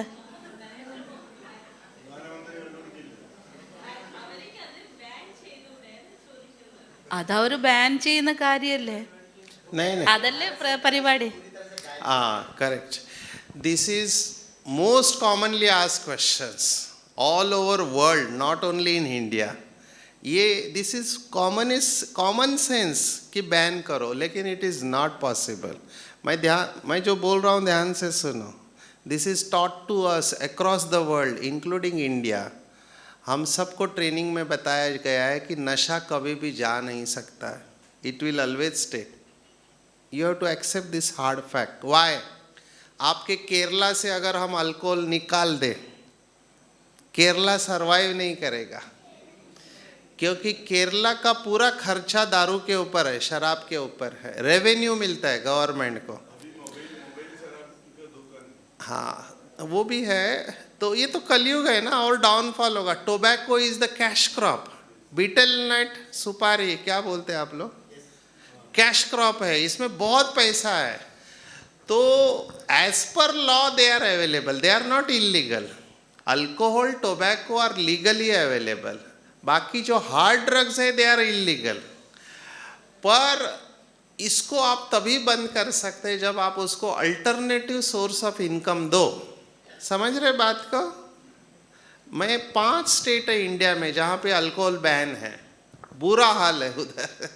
मैं बिहार का सुना रहा हूँ. बिहार में शराब बंदी है 2016 से. अब मैंने एक व्यक्ति को पूछा कि क्या है बिहार का स्टेटस. बोला कुछ नहीं, पहले शराब के लिए दुकान में जाना पड़ता था, अभी घर पे डिलीवरी होता है, कहीं जाने की ज़रूरत नहीं. तो बंदी इज़ नॉट सॉल्यूशन. रिसर्च ये कहता है अगर आपने नशे को बंद किया ना, लोग नशा नहीं छोड़ते, दूसरा नशा चालू करते. They shift to other addiction. जैसे कोविड में क्या हुआ, कोविड में शराब नहीं मिल रहा था तो लोगों ने सैनिटाइजर पिया और मर गए. तो नशा जाता नहीं है क्योंकि उसको खुशी चाहिए. इसलिए हम कह रहे हैं खुशी बहुत ज़रूरी है. खुशी मिल गया है, ये परमानेंट सॉल्यूशन है. बाकी कायदे से सॉल्यूशन नहीं है. അതായത് നിർത്തലാക്കാൻ പറ്റില്ല എന്നുള്ളതാണ് ലോകമെമ്പാടും ഇവർക്ക് കൊടുത്തിരിക്കുന്ന ഡയറക്ഷൻസ് എല്ലാം തന്നെ. കാരണം എന്താന്ന് പറഞ്ഞാൽ ഒന്ന് നിർത്തിയാൽ മറ്റൊന്നിലേക്ക് അവർ കടക്കുന്നതാണ്. കൊറോണയുടെ കാര്യം പറയുകയാണ്, അന്ന് ഇതൊന്നും കിട്ടാത്തപ്പോൾ സാനിറ്റൈസർ കുടിച്ച് മരിച്ചവർ എത്രയോ പേരുണ്ടെന്ന്. അപ്പോൾ ഒന്ന് കിട്ടില്ലെങ്കിൽ മറ്റൊന്നിലേക്ക് അവർ കയറും. അതിന് പകരം നമുക്ക് സൊല്യൂഷൻ അതിനെ പ്രിവെൻറ്റ് ചെയ്യുക, അതിനെ കൺട്രോൾ ചെയ്യുക എന്നുള്ളതാണ്. കേരളത്തിൻ്റെ സിറ്റുവേഷൻ നോക്കിയ ഡോക്ടർ പറയാണ് ഇത് കള്ളുകുടിയും ഇതൊക്കെ നിർത്തിയിട്ടുണ്ടെങ്കിൽ ഇവിടെ ഗവൺമെൻറ് നടക്കുക പോലും ഇല്ല. കാരണം അതിലൂടെ കുറേ സമ്പാദ്യം അവർക്ക് കിട്ടുന്നുണ്ട് എന്നുള്ളതാണ്. അപ്പോൾ ആൽക്കഹോളും അതുപോലെ വേറൊന്നോ പറഞ്ഞാൽ അത് ഇവിടെ ലീഗലായിട്ട് കിട്ടുന്ന കാര്യമാണ്. പക്ഷെ ഹാർഡായിരിക്കുന്ന ഹാർഡ് ഡ്രഗ്സ് എന്നെല്ലാം ഇവിടെ കാണിച്ചല്ലോ, അത് ഇല്ലീഗലായിട്ട് വിൽപ്പനയ്ക്കുള്ള കാര്യമാണെന്നുള്ളത്. ठीक है, ओके. 2:15 हो गया. आपको कोई भी प्रश्न है आप मेरे को पूछ सकते हैं. If you want you can take my mobile number, है ना, क्योंकि अभी बहुत देर हो गया, बहनों को परोसना है, फिर बर्तन वगैरह, बहुत टाइम जाएगा. ठीक है. So if you want you can take my number, mobile number note ചെയ്തോളൂ. नंबर नोट कर लो. 9892 191942. 9892191942. ठीक है. കിട്ടിയാ?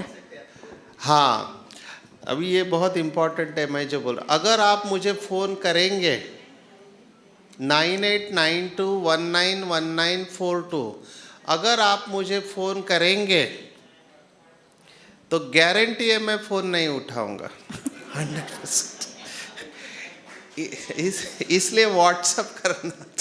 अभी भी बहुत सारे फ़ोन आए, मैं उठाए नहीं है क्योंकि लेक्चर में रहते हैं ना, ट्रैवल कर रहे थे. कल ट्रेन में था, वो कोंकण रेलवे, नेटवर्क ही नहीं है. 9892 नहीं है, 9892191942. आप व्हाट्सअप करेंगे तो मैं रिस्पॉन्ड करूँगा. फ़ोन कॉल उठाने का गारंटी नहीं है. ഫോൺ കോൾ എടുക്കാൻ പറ്റില്ല പല സാഹചര്യത്തിലും. വാട്സപ്പ് ചെയ്യാൻ പറ്റും. നിങ്ങളുടെ സംശയങ്ങൾ എന്തെങ്കിലും ഉണ്ടെങ്കിൽ വാട്സപ്പ് ചെയ്യാം. ഇപ്പോൾ ടൈം ആയിട്ട് പിന്നെ സമയം തരും, ഇന്ന സമയത്ത് വിളിക്കാൻ വേണ്ടിയിട്ട്. അപ്പോൾ ഓക്കെ ആണ്. ओम शांति, ओम शांति, शांति। तालियां। दीदी ओम के लिए शांति। विशेष तालियां, क्योंकि ट्रांसलेशन कठिन है इन सब चीज़ों का। She is a non medical होते हुए भी ब्रेन के बारे में सब बता रही है, एडिक्शन के बारे में। तो उसके लिए बहुत फोकस चाहिए, अटेंशन चाहिए। और मैं देख रहा हूँ दीदी का फोकस और अटेंशन अच्छा है, and she is very clever, बहुत इंटेलिजेंट है। जो है वो बता रहे, नहीं तो पूछते हैं क्या बोला। सो दैट इज़ ऑनेस्टी, है ना? ये ऑनेस्टी भी विजिबल है दीदी के अंदर। हाँ, good, very good. Om Shanti. Om Shanti. इतना सब हमको ट्रेनिंग में इतना सारी बातें, हम तो ऊपर ऊपर जानते थे, लेकिन कितना हमारे अंदर हमको अटेंशन देना पड़ेगा, कितना हमको हमारे ऊपर अटेंशन कितना देना पड़ेगा। ये तो ट्रेनिंग उनके लिए है, लेकिन हम बाबा के बच्चों के लिए भी बहुत सारी जो वीकनेस है उनको दूर करने के लिए भी हमको इससे बहुत सारी सीखने को मिला, और प्रैक्टिकल ईजिली करने के लिए भी हमको बहुत बहुत टिप्स भी मिला है। इसलिए सभी की तरफ से आपको बहुत बहुत धन्यवाद। ओम शांति। हिम्मत सा